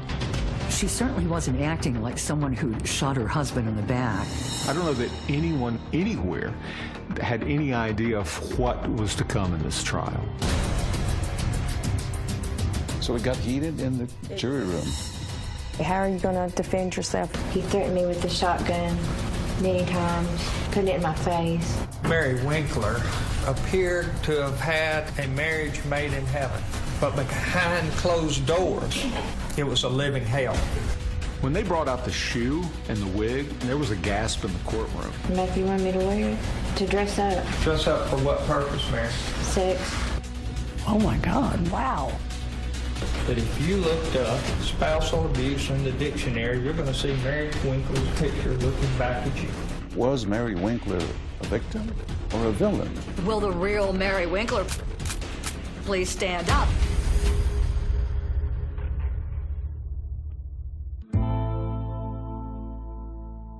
a grand jury had indicted Mary Winkler on a first-degree murder charge for the killing of her preacher husband, Matthew Winkler. She pled not guilty and went back to McMinnville after her father posted her $750,000 bond. Mary's three girls continued living with Matthew's parents, whom they'd been with since Mary's arrest. Everywhere, everyone was covering the story of Mary Winkler. When you put the story in a nutshell, this preacher's wife shoots her husband in the back while he's sleeping and then takes her daughters to the beach. That sounds outrageous. Absolutely outrageous. How can you not follow that story? Well, people were wondering what would bring someone to this breaking point. What would cause them to have their ugly come out? And I think that was the big question. And the fact this happened in the heart of the South, in the Bible Belt, was like fascinating to people because it wasn't supposed to happen. These are supposed to be godly people. Well, You know, godly does not mean perfect. And Mary proved that very well. So this is the cleaners where Mary worked? Yes. We're at the dry cleaners, where Dry Cleaning Express, where Mary worked during her bond supervision. I would have to come and check on her. What were your impressions of her during that bond period? She was just real quiet, reserved. We all just really loved her, and, you know, we got to be good friends. We picked up a lot of new customers from her church that has decided to do business here because they want to be supportive of Mary. But one question dividing the people of the town following the case at the time: was Mary actually the quiet preacher's wife everyone thought they knew, or was there another side to her, like the one Libby St. John and her husband at the time saw one night at a restaurant in McMinnville? Well, we had been in there sitting at the bar, and Mary came in, and she was chain smoking cigarettes and drinking. It just seemed like she was so carefree that evening that it just shocked me. I almost wanted to go over there and say, listen, this isn't a good idea for you to be doing this. The owner of that establishment said while she was out on bond, she'd been there to celebrate several different occasions and her birthday recently. And so she'd been there several times. It just wasn't a one-off. You don't usually see Church of Christ preachers' wives smoking. She certainly wasn't acting like someone who'd shot her husband in the back. And your husband at the time starts taking pictures. He took them with his cell phone.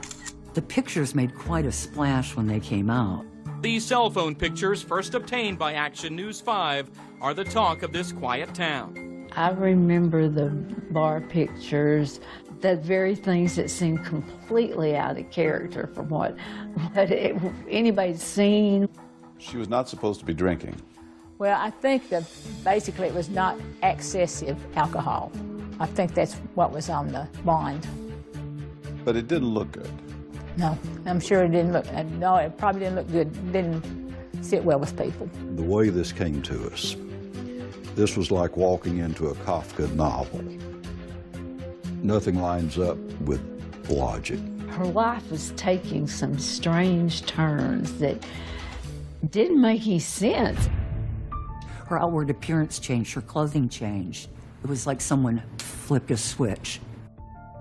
And when she started kind of hanging out at night, there was a feeling that this was a little quick. Why are you doing this? Maybe were you that the whole time? And it just gave people pause. Will the real Mary Winkler please stand up? Is she the quiet, docile minister's wife, or is she something quite different? With the trial gearing up, everyone was about to hear a tale they never expected from the preacher's wife. Yeah. I don't know that anyone in Selmer, a few people anywhere, had any idea of what was to come in this trial. Mary's murder trial began on April 9, 2007, with the prosecution pushing for a first-degree conviction. The case was one of the biggest things the small town of Selmer, Tennessee has ever seen. The media put this tiny courthouse right in the middle of the public's attention. Television stations from Nashville, from Memphis, some from Huntsville, Alabama, were there in the courthouse because this was such a big story. What was interesting was Mary Winkler arriving with her attorneys, appearing about as meek as you could appear. Inside, the courtroom was packed, and the crowd included members of both families. You had Matthew Winkler's parents there. Mary Winkler's family was there, her father. We may begin with opening statements. The state may proceed first. Thank you, ladies and gentlemen. My name is Walt Freeland. I'm an assistant district attorney. My strategy, like in every case, is to put on all my facts, because facts are stubborn things. You have to set aside whatever you think might have happened and just listen to the facts. There is no good reason why Matthew Winkler was murdered by Mary Winkler. The jurors are about to hear Mary's interrogation tape, where she says she snapped because of Matthew. He would knock your self-esteem down? No, just chewing whatever. And that's the problem. I have nerve now, and I have self-esteem, and so my ugly came out. Just kind of got to a boiling point and just boiled over? There's no sense, just say the lady was a moron, evil woman, and let's go on with it. Prosecutors bring out that big, powerful shotgun that was used to kill Matthew. The point being to show the jurors that this could not have been an accident. You couldn't just pick the gun up and pull the trigger unless it had been racked. Could you prime it or pump it or whatever it takes to get it in a functioning position? Could you do that? Yes, sir. By racking the shotgun, it places a shotgun shell in the chamber so it can be fired. The fact that she did tells me she had already thought in her mind what it was going to be like to shoot that shotgun. All that leads me to believe premeditation. But to rebut the prosecution's theory of premeditated murder, the defense will call their star witness. The defense calls the defendant, Mary Carol Winkler. The only person alive who knows exactly what happened the day Matthew was killed. Someone's looking for the truth, the whole truth, so help you God. Yes, I do. The most important witness in this trial, the one that everyone anticipated, takes the stand. And she testifies to some pretty shocking stuff.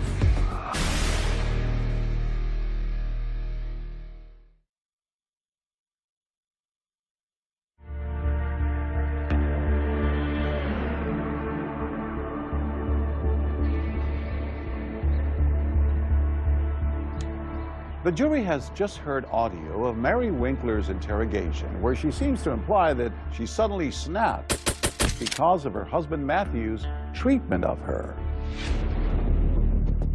I have nerve now, and I have self-esteem, and so my ugly came out. Prosecutors tell the jury that Mary's real motive for the killing had nothing to do with Matthew's treatment of her. Instead, they say that the motive was about that alleged financial fraud they claim she was knee-deep in. This was a premeditated act because Mary Winkler was in control.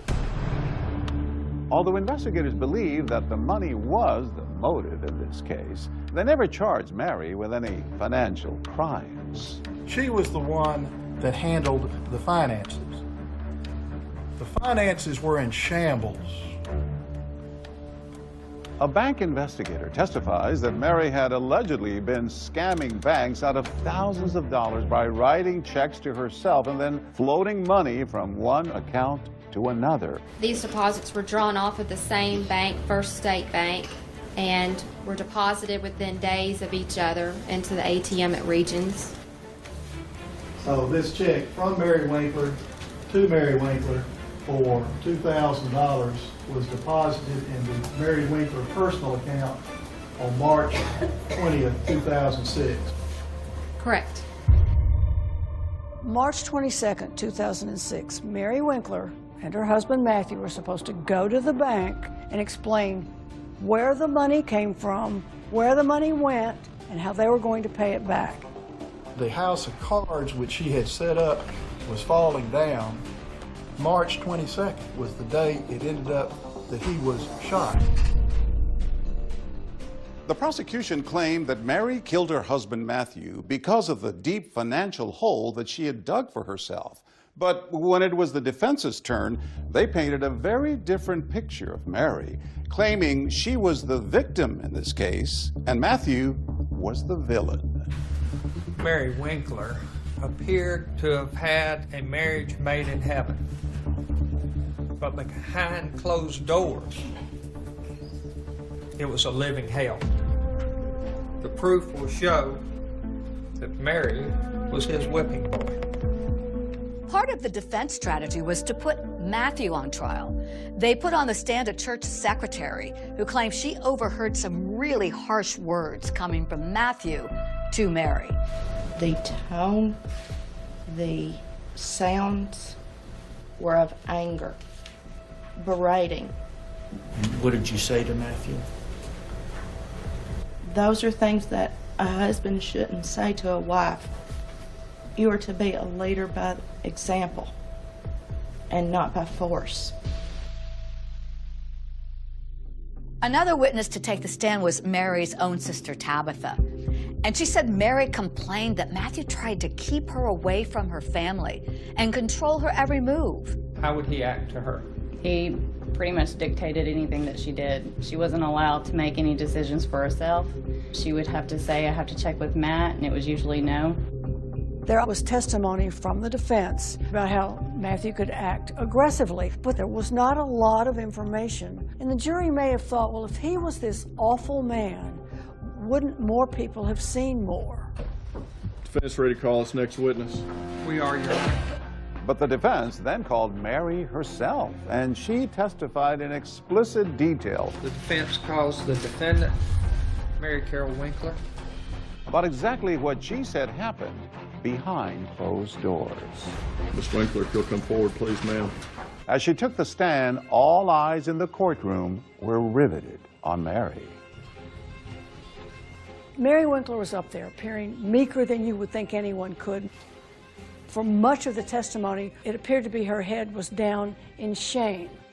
Now remember, the state argued that Mary intentionally killed her husband to cover up a messy web of alleged fraudulent check kiting. But on the stand, Mary had a simple answer. Matthew made her do it. Who directed those deposits? Matthew told me where to put them, and I put them in the bank. Mary also testified that Matthew knew that the banks were demanding answers over the financial issues with their accounts. He was upset, and I just tried to continue encouraging him if he would please go in and do that. Did he say he would? He said he would, but he had been saying that for weeks. Mary explained to the jury that she didn't stand up for herself because she was so afraid of Matthew's volatility, his temper. How did he act when he yelled and screamed at you? He flailed. He just was all over. He would just be furious. He went from certain threats to more serious threats. Can you be specific to the jury about any threats? He told me one time that he was going to cut the brake lines out of the van. He threatened me with the shotgun many times, putting it in my face. He told me if I ever talked back to him, that he would cut me into a million pieces. Dan and Diane Winkler sat through a trial where they heard some awful things about their son, and it had to be very difficult for them. And their faces were stoic, but you could also see how it was affecting them too. When I asked her about abuse, I said, well, you know, did he physically abuse you? And she said, oh no. I believe her to this day that he never abused her. There was no indication from any of the people interviewed that Mary had ever disclosed it to them as a friend, or it never came out about any physical abuse. She described Matthew as being a fine man, and there was never a hint of any abuse. But it turns out that Mary's testimony about alleged abuse on the part of Matthew was just the tip of the iceberg. This case is moving in another direction.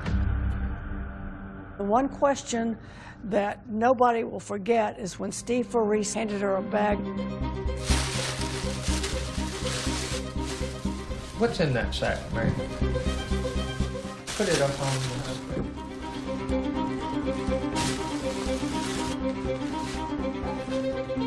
When she was testifying to all of this, oh my God, wow. This is amazing testimony. This is shocking testimony. Almost couldn't believe it.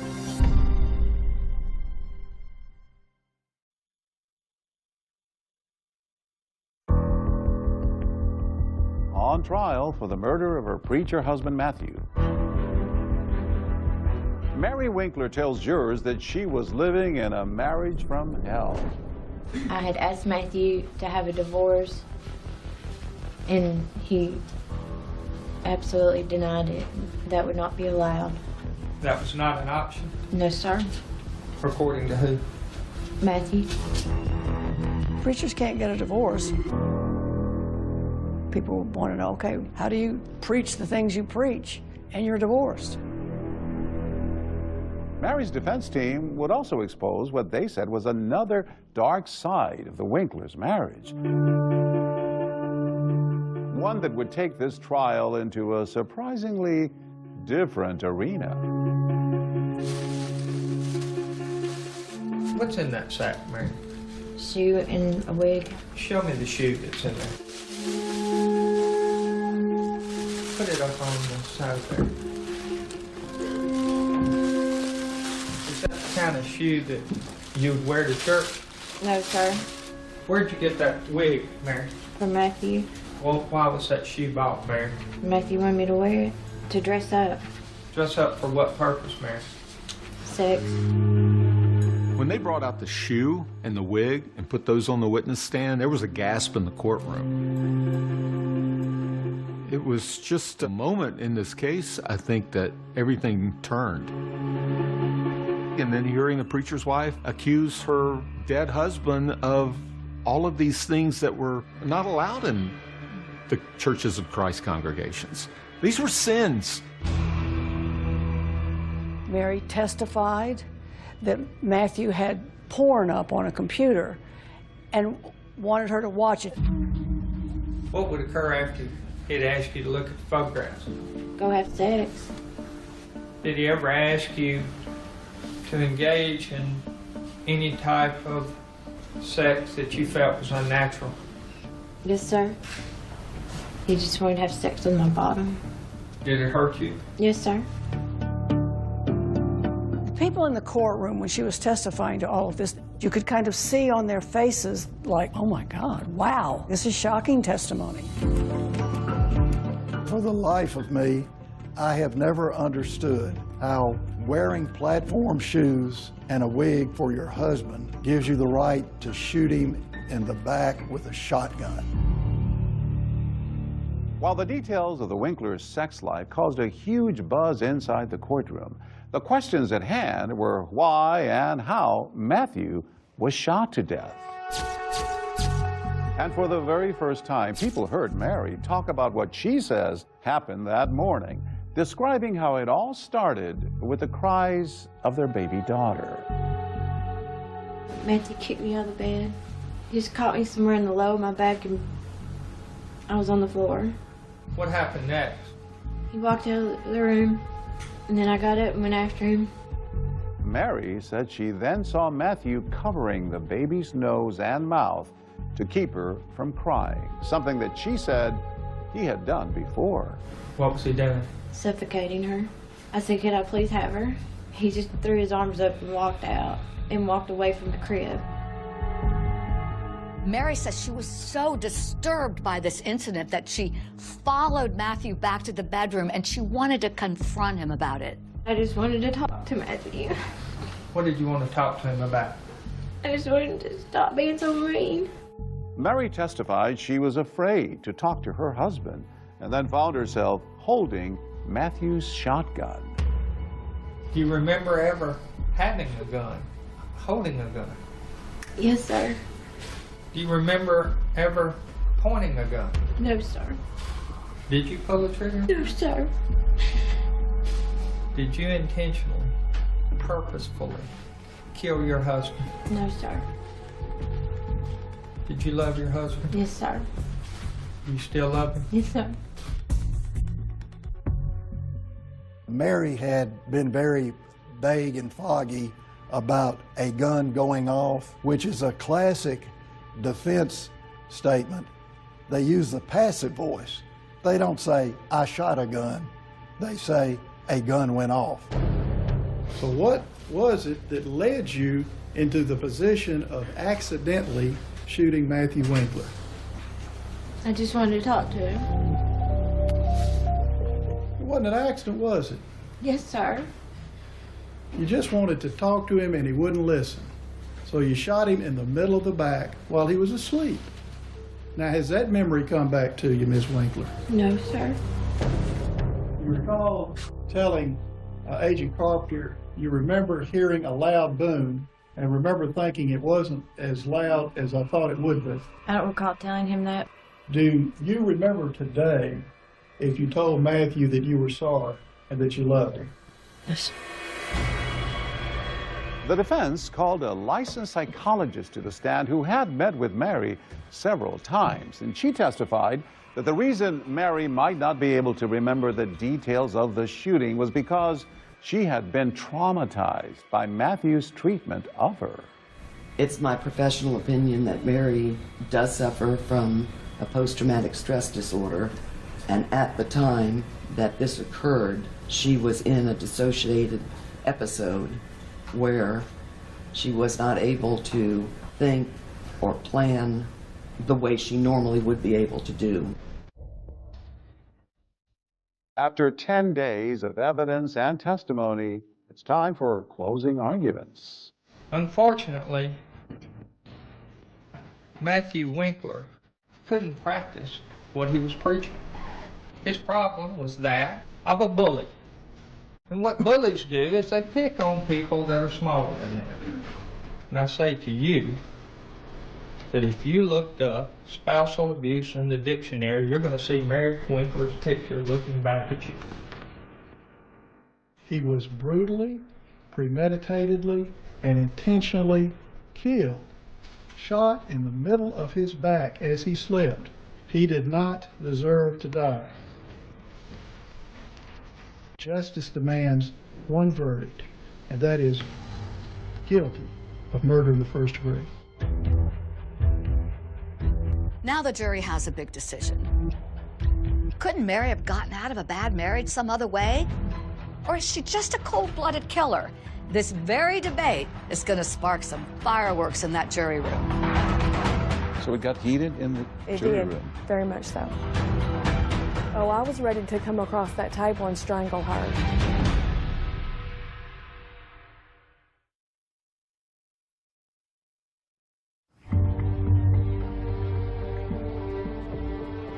This morning, the jury is in deliberations, and Mary Winkler's fate hangs in the balance. Emotions ran high as jurors seemed hopelessly divided on whether Matthew Winkler's death was murder or a fatal accident. There was some that didn't feel like she should get anything. They were ready to let her walk. They felt like he deserved what he got. And then you had some that was like, yes, she was abused, but she did take a life, and that she should get something out of it. We were very stressed during that time because we didn't know how to work it out. So it got heated in the It jury did. room? Very much so. I hear that you got frustrated because one of the jurors wouldn't even admit that she pulled the trigger. Yes. Refused to believe it. And I looked at her and I was like, what? I was ready to come across that table and strangle her because I thought that was completely ridiculous. The jury also had doubts about the prosecution's claim that Mary killed Matthew to avoid embarrassment over their alleged financial troubles. People did not care about the money aspect of it. That was not what was on our minds. Even though she was called by the bank to go see them the next day, the day he was shot? No, at the very forefront was the abuse. It never wavered from the forefront of our thoughts. The jurors could convict Mary of first-degree murder, second-degree murder, voluntary or involuntary manslaughter, and it's anyone's guess where they were going to go.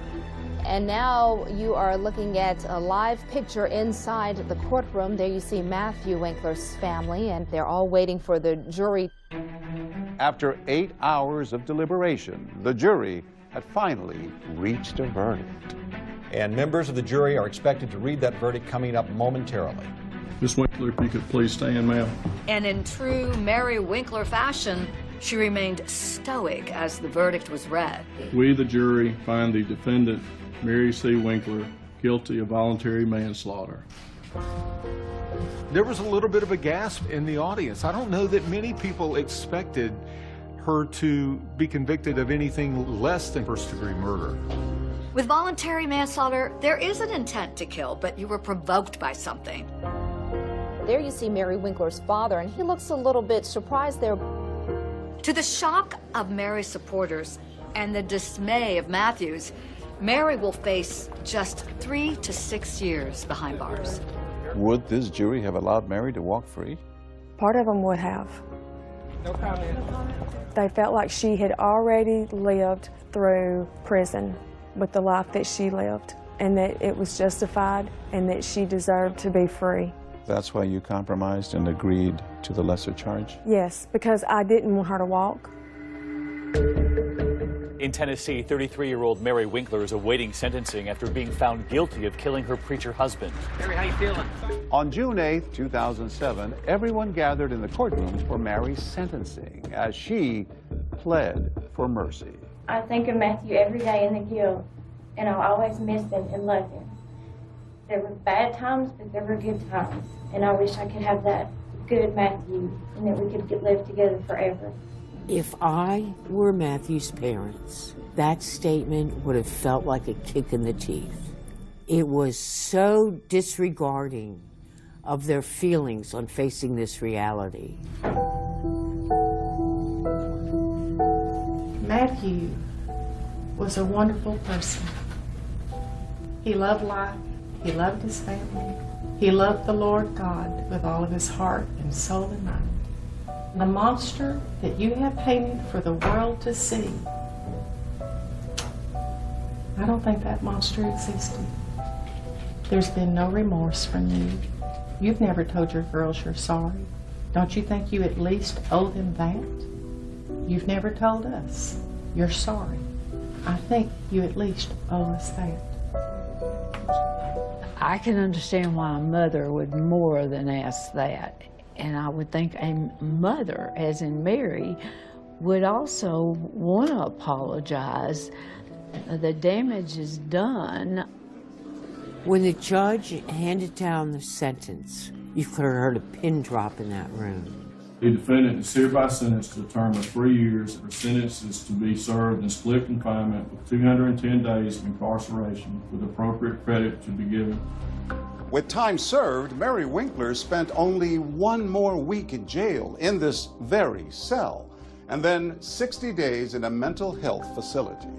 To her supporters, it was a clear victory, but to others, it was nothing more than a slap on the wrist. People were very shocked by that sentence and really couldn't believe it. Matthew's parents had to feel betrayed by the system. They had to feel as if the jury had been played. When you found out that she was going to get such a short sentence, what went through your mind? I was heartbroken, actually. I felt like I had failed. I felt like I had failed, like I didn't do my part, that I had let her off. I believe she should have served more time, but we did what we did because that was all we could do. After the trial, the town of Selma remained divided over whether Mary really got justice. Meanwhile, for Mary, the saga isn't over. After the sentencing, the public thought, okay, that's it. They've heard everything, but it was not. She wasn't finished talking. She wanted to tell her story to everyone. Hey. Hi, Oprah. Nice to meet you. Nice to meet you. Tell me why you wanted to have this conversation today.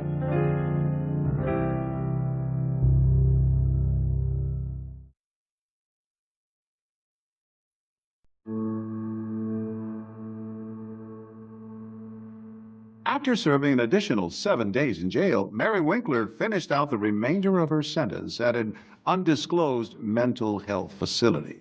And while there, she had a visitor on the weekends. Turns out, while she had been working at the dry cleaners, she struck up a relationship with her boss's brother. His name? Darryl Pillow. I saw interest in Mary, and I thought Mary saw interest in me. Darryl Pillow says sparks flew. It was instant attraction when he first met Mary at his brother's dry cleaners.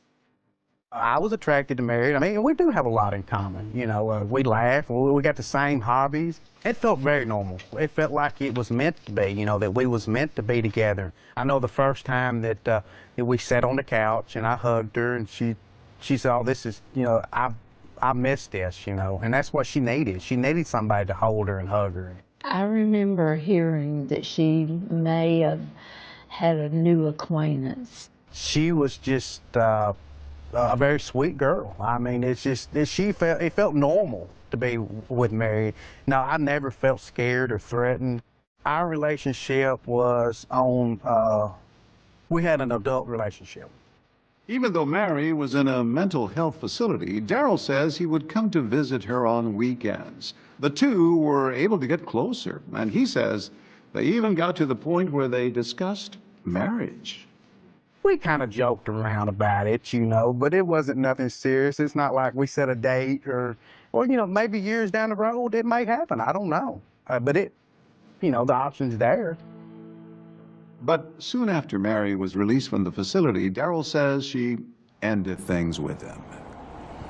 She just said, Darrell, I've got to be single right now. And I said, that's fine. She needs to be focused on her children, and that's where she's at right now. She is focused on her children. Since her arrest, even though she had visitation rights, Mary's 3 daughters had been living with Matthew's parents, Diane and Dan Winkler. But once back in McMinnville and now living with friends, Mary is on a mission to get those 3 girls back.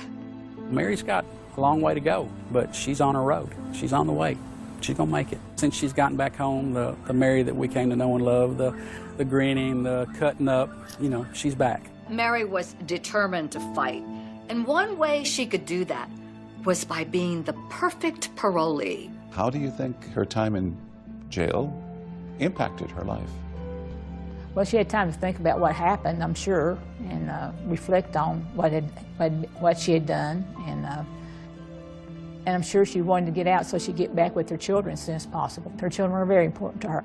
She lives and breathes every day for those girls. What she wants to do is get on with her life, let people leave her alone, get her girls back, and mourn her husband. That's her words.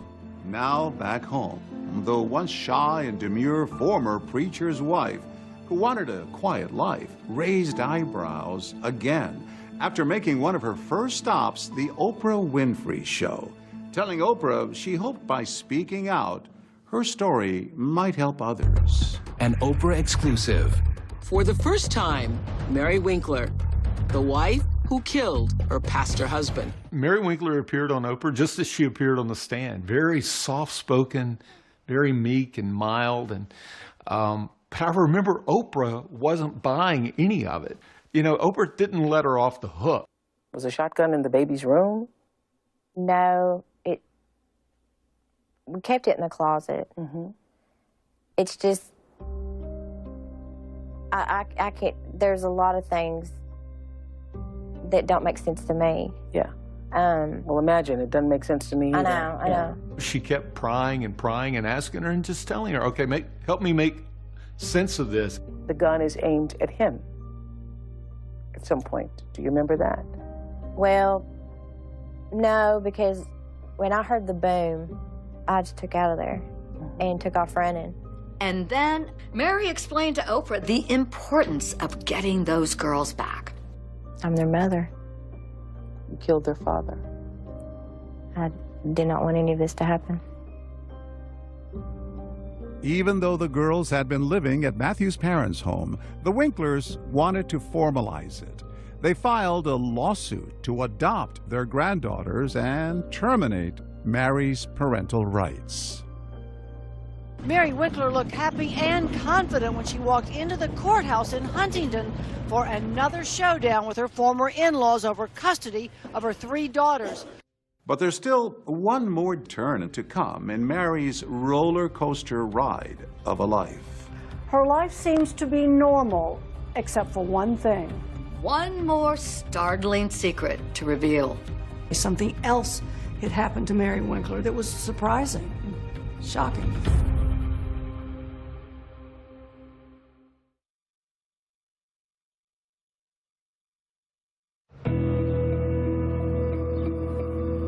Since her arrest, Mary Winkler has been locked in a custody battle with Matthew's parents. And finally, after months without her children, they reach an informal agreement out of court, giving Mary permission to take her 3 daughters back. My girls are my girls, and I'm their mother, and we were just put back together, and we picked up where we were separated. I know. Come here, Emma. After finally getting her children back, Mary Winkler sits down for one more exclusive interview with Janice Sproach to reveal yet another setback in her life. Tonight, Mary Winkler is back, and she has a secret. I had found out that Mary had been diagnosed with MS, multiple sclerosis. My right hand and my right foot were completely disabled, could not use. And so I was very fortunate that I have been able to come back to full capacity. 17 years after she shot her husband, Mary Winkler lives a quiet life. But to this day, there are still lingering questions in Selmer about whether justice was served in her case. I believe that she actually got away with murder of her husband. Justice was not served, in my opinion. Was Mary Winkler a victim or a villain? Both. Did Mary get away with murder? Yes, she did. She's going to have to answer for what she did. It's not up to me to forgive her. What she did is between her and Matthew and his family and God.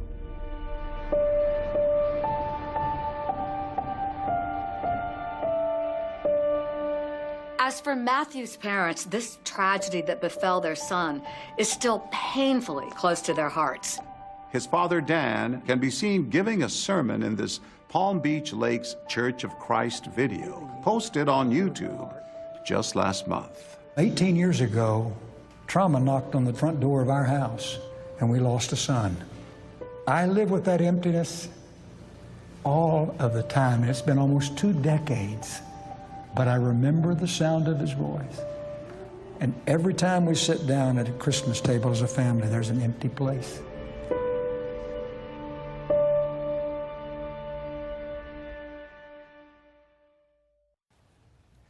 A father still grieving. Our own John Quinones reached out to Mary Winkler at her home, but she told him she didn't want to talk about what happened all those years ago. That's right, David. She said she's moved on and she's busy taking care of her 3 daughters. Those daughters are now 18, 24, and 26. That's our program for tonight. Thanks so much for watching. I'm Deborah Roberts. And I'm David Muir. From all of us here at 2020 and ABC News, good night.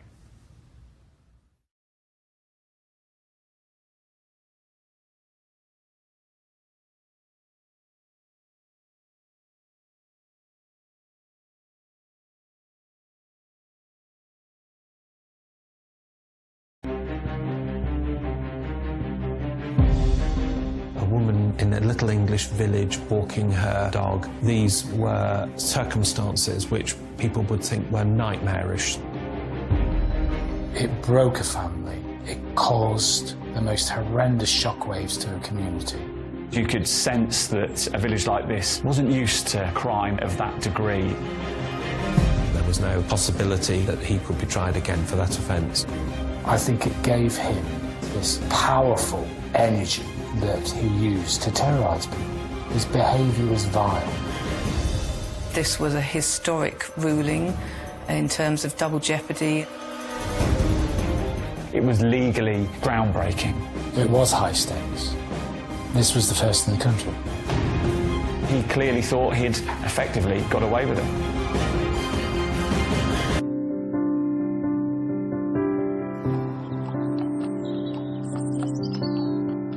Ascot under Wychwood, a pretty picture postcard village that's home to just 500 residents.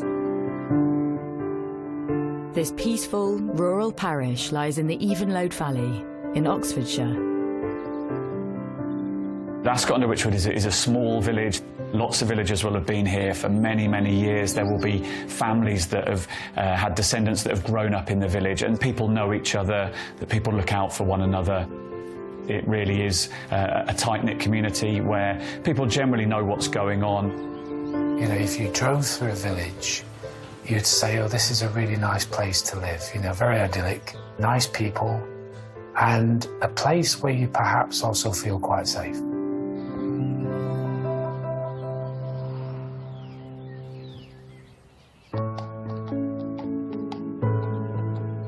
In this idyllic Oxfordshire village lives mum of 2, Vicky Thompson. Vicky was an absolutely delightful mum, wife, and, you know, loved her family, great family unit. People that came into contact with her, you know, equally found her delightful. You know, she was a lovely, kind lady. Vicky was a key part of the village community, as many people were. People would have known her in the village, and clearly living a nice, quiet life in the Oxfordshire countryside. She's often seen out walking her beloved dog, Daisy. She loved the fact that she could just, you know, come out of her front door and within moments she'd be surrounded by fields, you know, with a dog and the children. So, you know, for her, I think it was a perfect place for her to bring up her family. But Vicky's perfect idyll is about to change. Vicky had just celebrated her 9th wedding anniversary with her husband in the village pub where she worked. So on the Saturday, they take it easy, relaxing in the garden. It was a pleasant day, the weather was beautiful, so it was a typical, you know, idyllic weekend really, that, you know, that's what families sort of strive for. In the afternoon, Vicky decides to take collie Daisy out for a walk. It would have been about 3:45, 4 o'clock when she set off at a regular time down the same country lane, across a little bridge over the river that ran through the village, to walk Daisy down to Shipton Lane, it was called, and to come back. It's typical of a village lane in this sort of area, perfect for walking the dog, and I'd imagine it was a well-worn route for Vicky and many other dog walkers in the area. But today, Vicky's dog Daisy does something quite unexpected. The first that anyone was aware that something was wrong was when Daisy came back. And then, unfortunately, when the dog returned without her, that's when alarm bells started to ring. As time goes by, with no news from Vicky, concern starts to set in. Vicky's husband went out, started looking, spoke to neighbours, spoke to friends, and then, you know, you almost naturally go into a sort of second phase of now starting to do a bit of a search, which is exactly what happened. So it sort of morphed into more of a search and thinking something's not quite right. Vicky's husband assembles a small search team of family, friends and neighbours. They retrace her steps on her regular walk down Shipton Lane in the desperate hope of finding her. One of those who were looking for her did notice some bloodstains on the surface of the path, but they thought that they were the blood of a sheep or something of that kind. They didn't think much of it at that time, so they went back to the village, and it was only when she still didn't return and they went back again that they looked at the bloodstain more carefully and came to realise that it was quite fresh, that beneath the congealed surface it seemed still to be wet. But much more importantly, nearby they then found some broken pieces of jewellery which were very quickly identified as hers.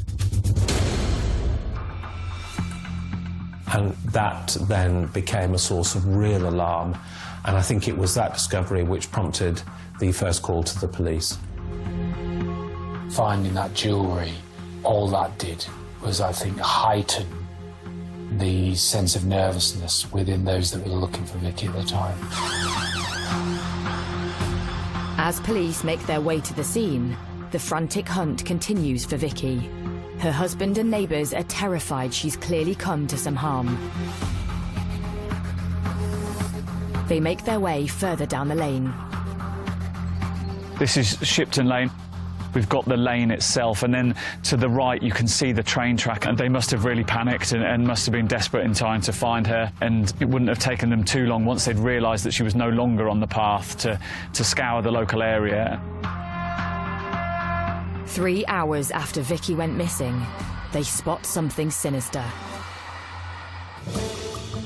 They noticed a gap in the hedge that ran alongside the lane where the bloodstaining and the jewellery had been found.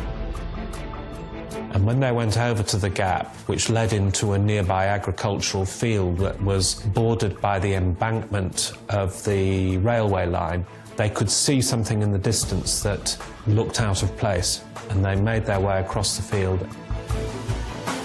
And they would have found her in a bad way here. To their horror, Vicky's lying on the ground, with blood covering her face and head. When her husband tries to speak to her, she's drifting in and out of consciousness. She was clearly in a very bad way. He spoke of her mumbling, and he tried to keep her talking and tried to keep her coherent. I believe she could name the name of their son. Something ominous close by suggests this is foul play. There was a stone there nearby. She'd obviously been attacked. She was bleeding, and to discover her like that is quite a harrowing experience, really. But Vicky was found, and she was found alive. Her husband asked her, "Who did this to you?" But he just couldn't quite make out what she was saying. She was clearly in a very bad way and clearly very seriously injured. She was certainly not able to say what had happened, still less to identify who was responsible. With Vicky's life hanging in the balance, an air ambulance is sent in response to airlift her from the scene. Time was of the essence to call in an air ambulance. That must have meant that she was clearly very gravely injured. And so she was airlifted to hospital. She's flown straight to Oxford's John Radcliffe Hospital, which specialises in treating brain injuries. She'd suffered multiple blows with a hard object to her head, which had caused skull fractures and serious brain damage. As police secure the crime scene, their minds turn to the violent attacker on the loose.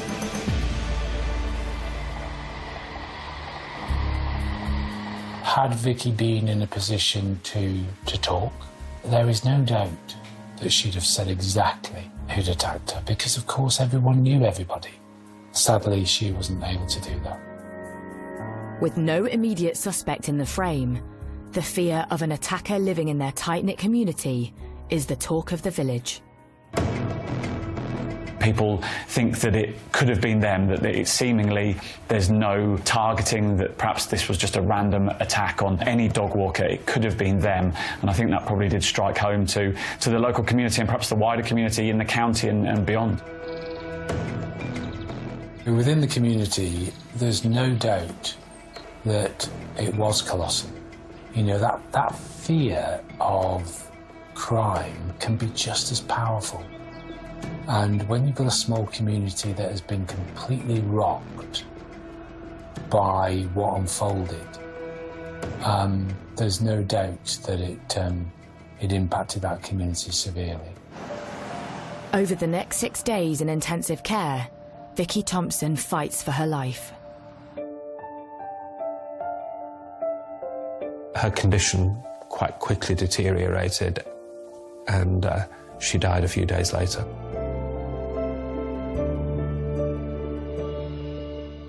And the cause of her death was blunt force head injury. It's the news no one in the quiet village of Ascot under Wychwood wants to hear. Vicky's violent assault has now become murder. As a reporter, I've covered many incidences of dog walkers being attacked, and they strike a chord with people. But when it develops into a murder, then I think it really does chill people locally. In the quiet Oxfordshire village of Ascot under Wychwood, mum of two, Vicky Thompson, has been brutally attacked whilst out walking the dog, and dies 6 days later from her injuries. With Vicky's violent killer still at large, her community and the wider public are in shock. The profile of the case, of course, was substantially enhanced by where it took place, because this was a late summer's afternoon, a woman in a little English village walking her dog. These were circumstances which, upon reading them, people would think were nightmarish. This was not something that was supposed to happen. And I think for that combination of reasons, it very quickly attracted a great deal of publicity. So the pressure's on for Thames Valley Police to track down Vicky's brutal attacker. This is the area where the incident occurred, and it is typical of an Oxfordshire village. We're on the edge of the Cotswolds, and it is a lane. You can clearly see why it was popular with dog walkers. It's the kind of lane that's quite overgrown. It's the kind of area that someone who didn't want to be seen could perhaps sort of conceal themselves and look as people walked along. We've got the railway line to my right here, the embankment, which is where Vicky was found.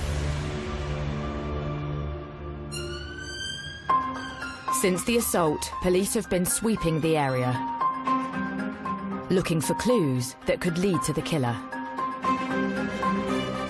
Looking at the lane, looking at the jewellery that was found, it was a view that perhaps where she was found wasn't necessarily where she was ultimately attacked at the time.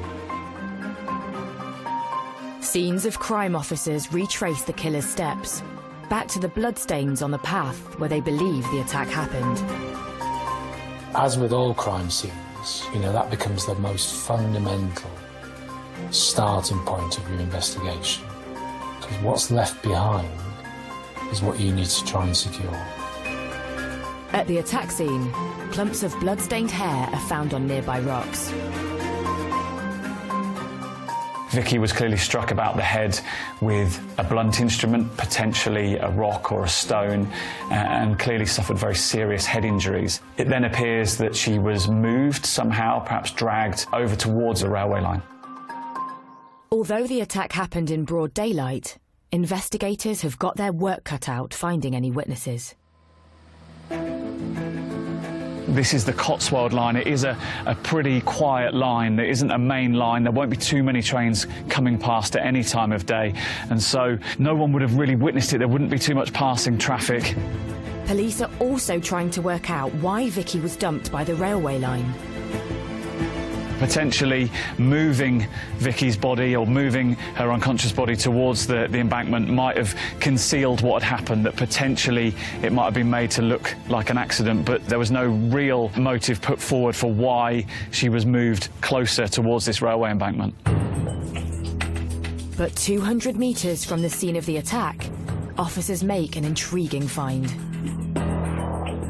In a hedge was found a plastic bag which contained 2 items of ladies' underwear that were discovered to have been contaminated with semen. This was obviously a hugely significant find, both because of what it was and because of where it took place. Although the underwear does not belong to Vicky, it's sent off to the lab for DNA analysis. Meanwhile, police continue the hunt for potential witnesses to the attack. 2,500 people would eventually be interviewed in the surrounding area. A huge amount of work was done. House to house was done, lots of statements taken. Because unless you start to build up a picture, you can only do that by engaging with the community. And so it was a significant, large investigation, treated as a serious investigation right from the very outset. But in the village, one name starts coming up on the doorstep. 20-year-old odd job man, Mark Weston. And there's those that, are mischievous and those that are perhaps, trouble. Mark Weston was trouble, not mischievous, he was trouble. And the investigation identified Mark Weston as a key suspect, and they had every reason to do so. And police are told Weston is often seen on the path leading towards the crime scene, Shipton Lane. He used to go down there I mean, this is a chap, you know, we've got to bear in mind, he didn't have a day job. He hanged around. So this place was a sort of regular haunt. There was lots of witnesses that would place him on this lane because it was a regular thing for him to do. Through door-to-door inquiries, 4 separate villagers tell police they saw Weston heading towards Shipton Lane just before the approximate time of Vicky's attack. The local post office clerk claims she saw him looking alarmed, covered in sweat, and running away from the village only an hour later.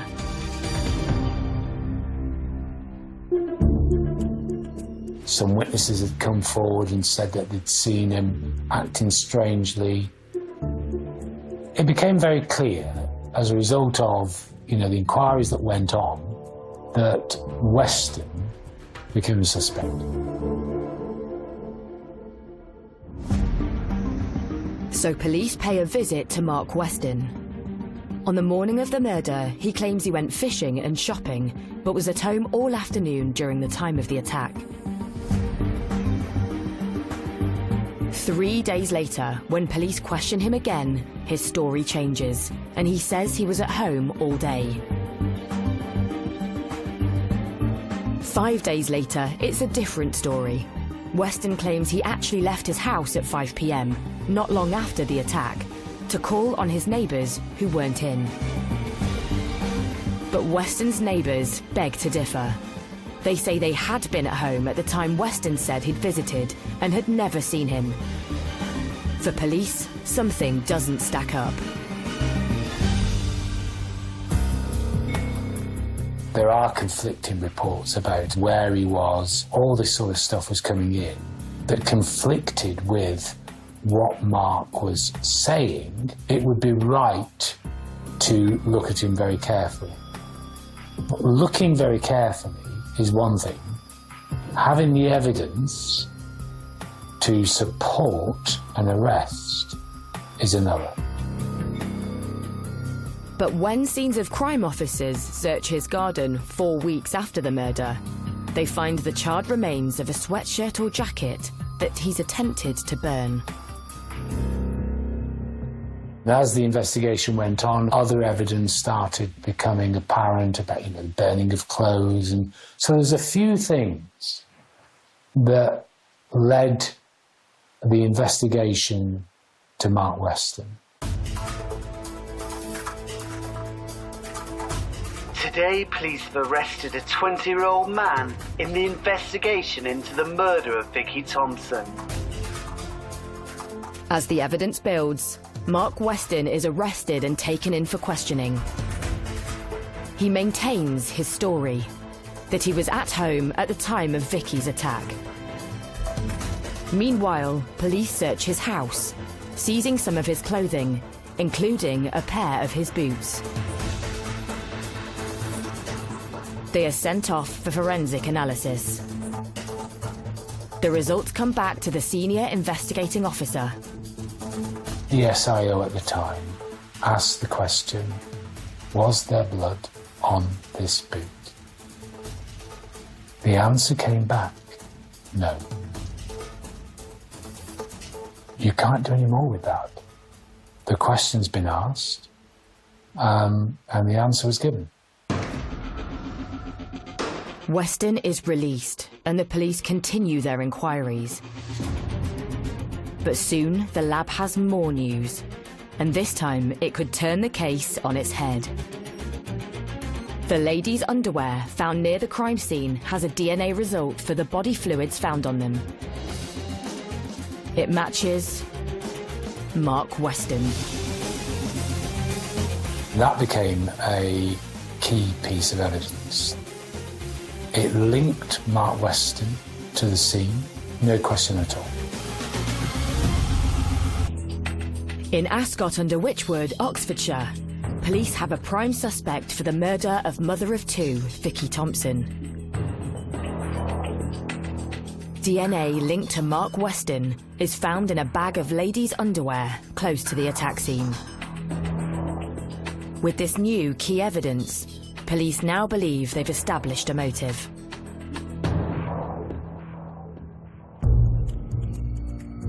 he quite possibly was seen by Vicky performing a sex act and perhaps reacted angrily to Vicky, perhaps accosting him and asking him what's going on, and then things escalated from there.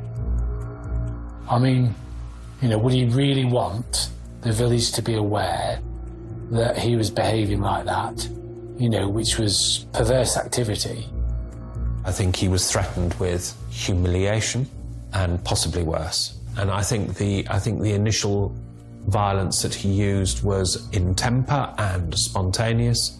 Once things start to go wrong, they get worse. And I'm afraid I think that's what happened here.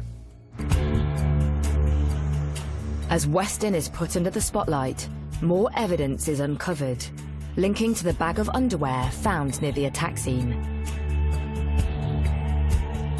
During a search of a narrow watercourse that ran down the back of the gardens of the houses in the street where he lived was another plastic bag in which were found other items of ladies' underwear which had been placed there, or an attempt had been made to conceal them, after the day of the attack. He did not want items of ladies' underwear to be found in his home which would connect him to the scene, and so he had separately disposed of those so as to prevent that connection from being made.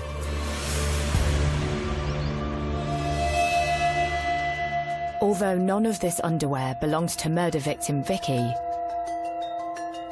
police can now see Weston's trying to hide a sordid secret. It was the underwear of women who lived in the village, and it had been taken from their washing lines, and he was using it for a sexual purpose. His reputation in the village from that day onwards would have been destroyed. I think there would have been an element of ridicule in it for him, and it might well be that he just couldn't bear the thought of that. It seemed from the evidence that Mark Weston perhaps had a troubling relationship with women and perhaps fixated on some women locally. We will never know. Today, a 20-year-old man has been charged with the murder of Vicky Thompson. 6 months after Vicky Thompson's brutal killing, Mark Weston is charged with her murder. Then, in November that same year, he finally faces trial at Oxford Crown Court.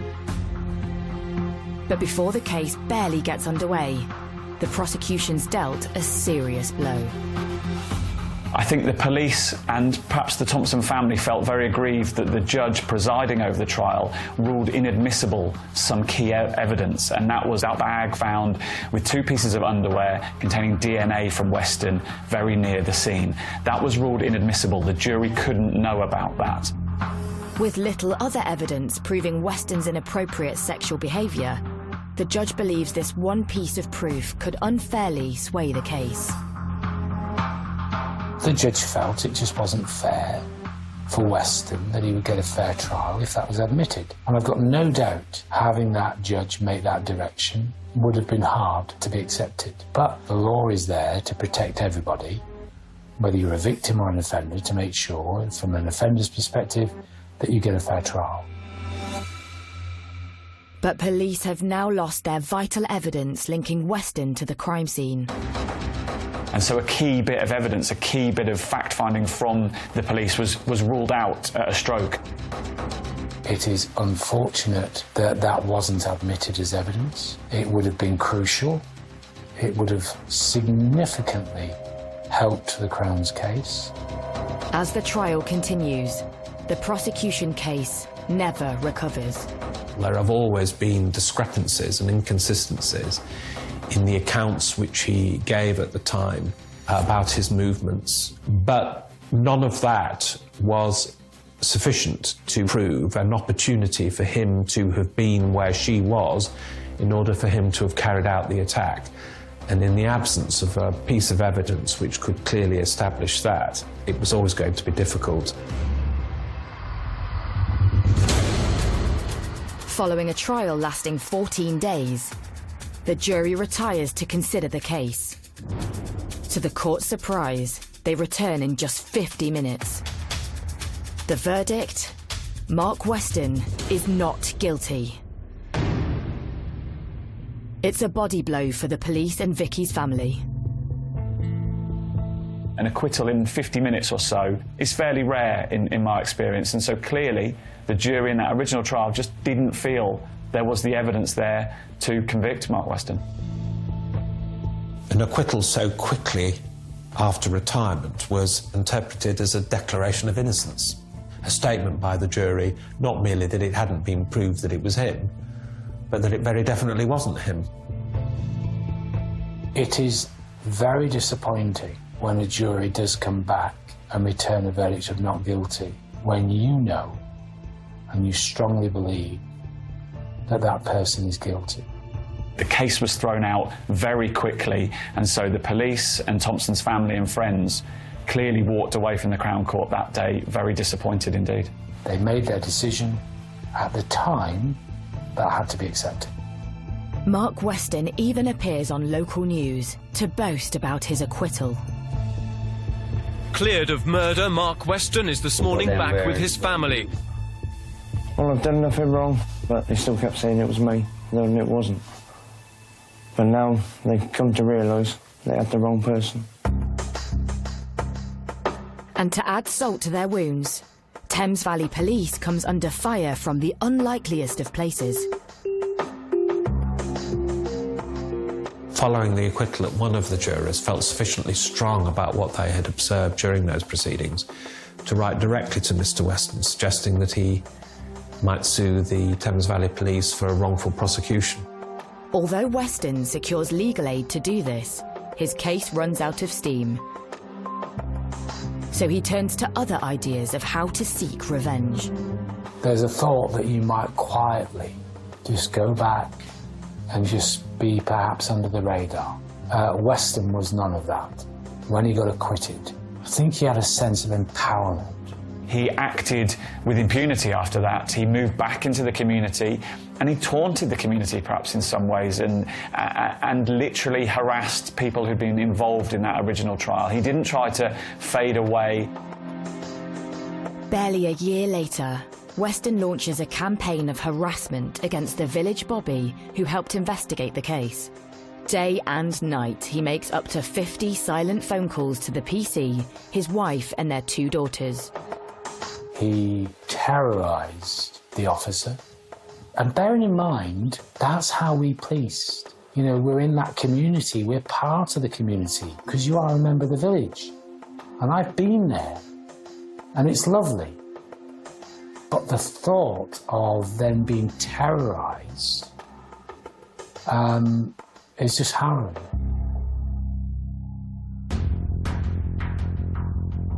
After police put video surveillance on the village phone box and record Weston's phone calls, he's convicted for harassment. Weston is sentenced to a 2-year conditional discharge and a restraining order. So next, Weston moves on to another villager who also provided evidence in his murder case.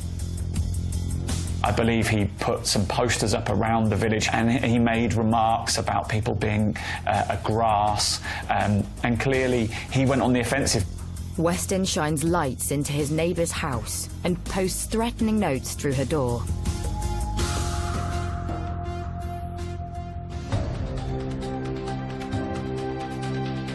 Mark Weston is convicted of harassment once again. He's sentenced to 100 hours of community service. This empowerment, I think, overwhelmed him. So he became very vexatious. I am permitted to do this because actually I've been acquitted. I think it gave him this powerful energy that he used to terrorise people. His behaviour was vile. He was perhaps a little bit arrogant. He didn't feel that he was under any threat from being hauled back to court. The law at the time meant that he couldn't be retried for the same offence, and so he clearly thought he'd effectively got away with it. But a change of law on the horizon would soon give the investigators new hope. Why?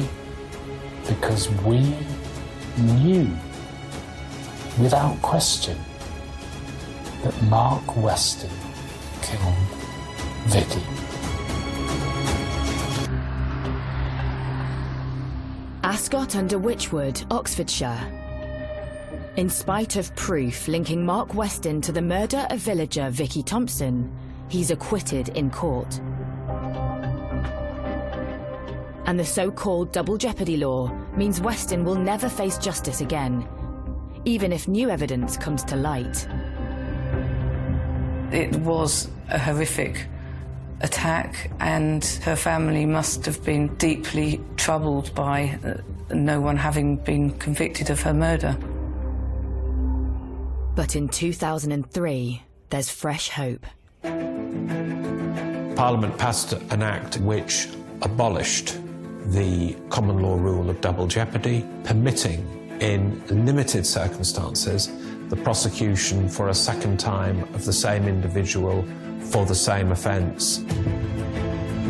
2 years later, on the 10th anniversary of Vicky's tragic murder, Thames Valley Police's cold case review team reopens the investigation, with then Detective Superintendent Barry Halliday leading the unit. That was typically one of the cases that was immediately identified as needing to be reviewed. That didn't mean it was easy for prosecutors to bring another case. It was, in fact, there was a very high bar for the prosecution to succeed. They'd also need compelling, fresh, new evidence. They knew that a murderer had walked free after that initial trial, and they just needed that one piece of evidence to get him, to nail him, to get their man. The light bulb moment for investigators comes from another high-profile case that hit the headlines 5 years earlier. The murder of Peckham schoolboy, Damilola Taylor.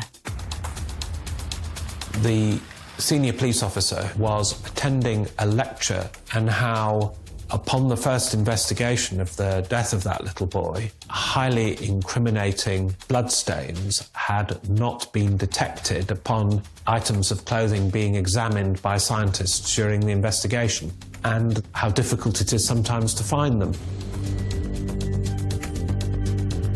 So detectives try and hunt down any of Weston's belongings that weren't returned to him following the first investigation. They're in luck. Weston's boots are found in one of the Force's exhibit stores. Could they contain that golden nugget of proof police desperately need? There was no harm in sending those boots back in. Fresh pair of eyes, fresh forensic opportunities, and testing and examination, and just be sure that there was no forensics on those boots. In the 10 years since the boots last saw the light of day, forensic techniques have massively evolved. The changes in procedures for searching for blood would involve a change in the sorts of lights that we regularly use. We now use a fibre optic lamp, and that has a halogen bulb in it. Previously, people just used perhaps an overbench light with a tungsten bulb in it. And we know that that change in lighting is much better for looking for bloodstains. The other change is that we will more regularly use a low-power microscope to search an item for blood, whereas previously that wasn't routinely used. So scientists put Mark Weston's boots under the microscope to see if the tiniest spot of blood had been missed the first time round. The fact that they are black proves to be the greatest challenge. People think of bloodstains as being bright red. Well, they are when they're fresh, but they very quickly change their appearance. They darken. The blood doesn't show up readily on a black surface. There are also lots of nooks and crannies, and it has a very intricate surface, so it's a difficult item to examine, and I think even a careful and diligent scientist could miss blood if they weren't examining it under optimum conditions. But soon, forensic scientists hit the jackpot. We found some blood staining on Mark Weston's boots, and DNA profiles were obtained from that blood, and those matched Vicky Thompson.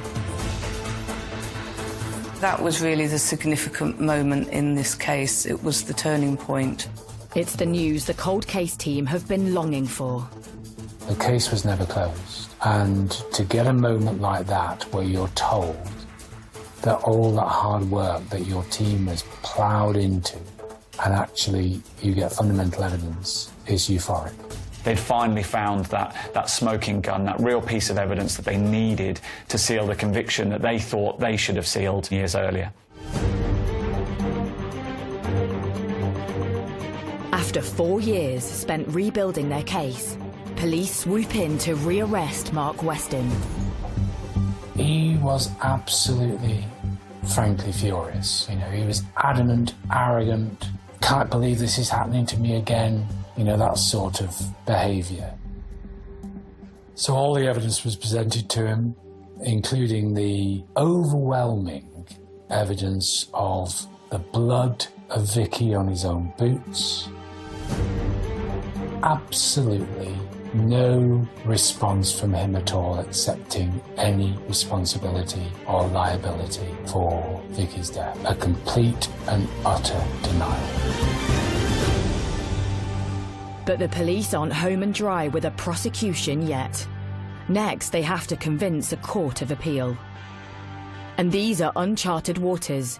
It's one of the first times a double jeopardy case has been heard before the court.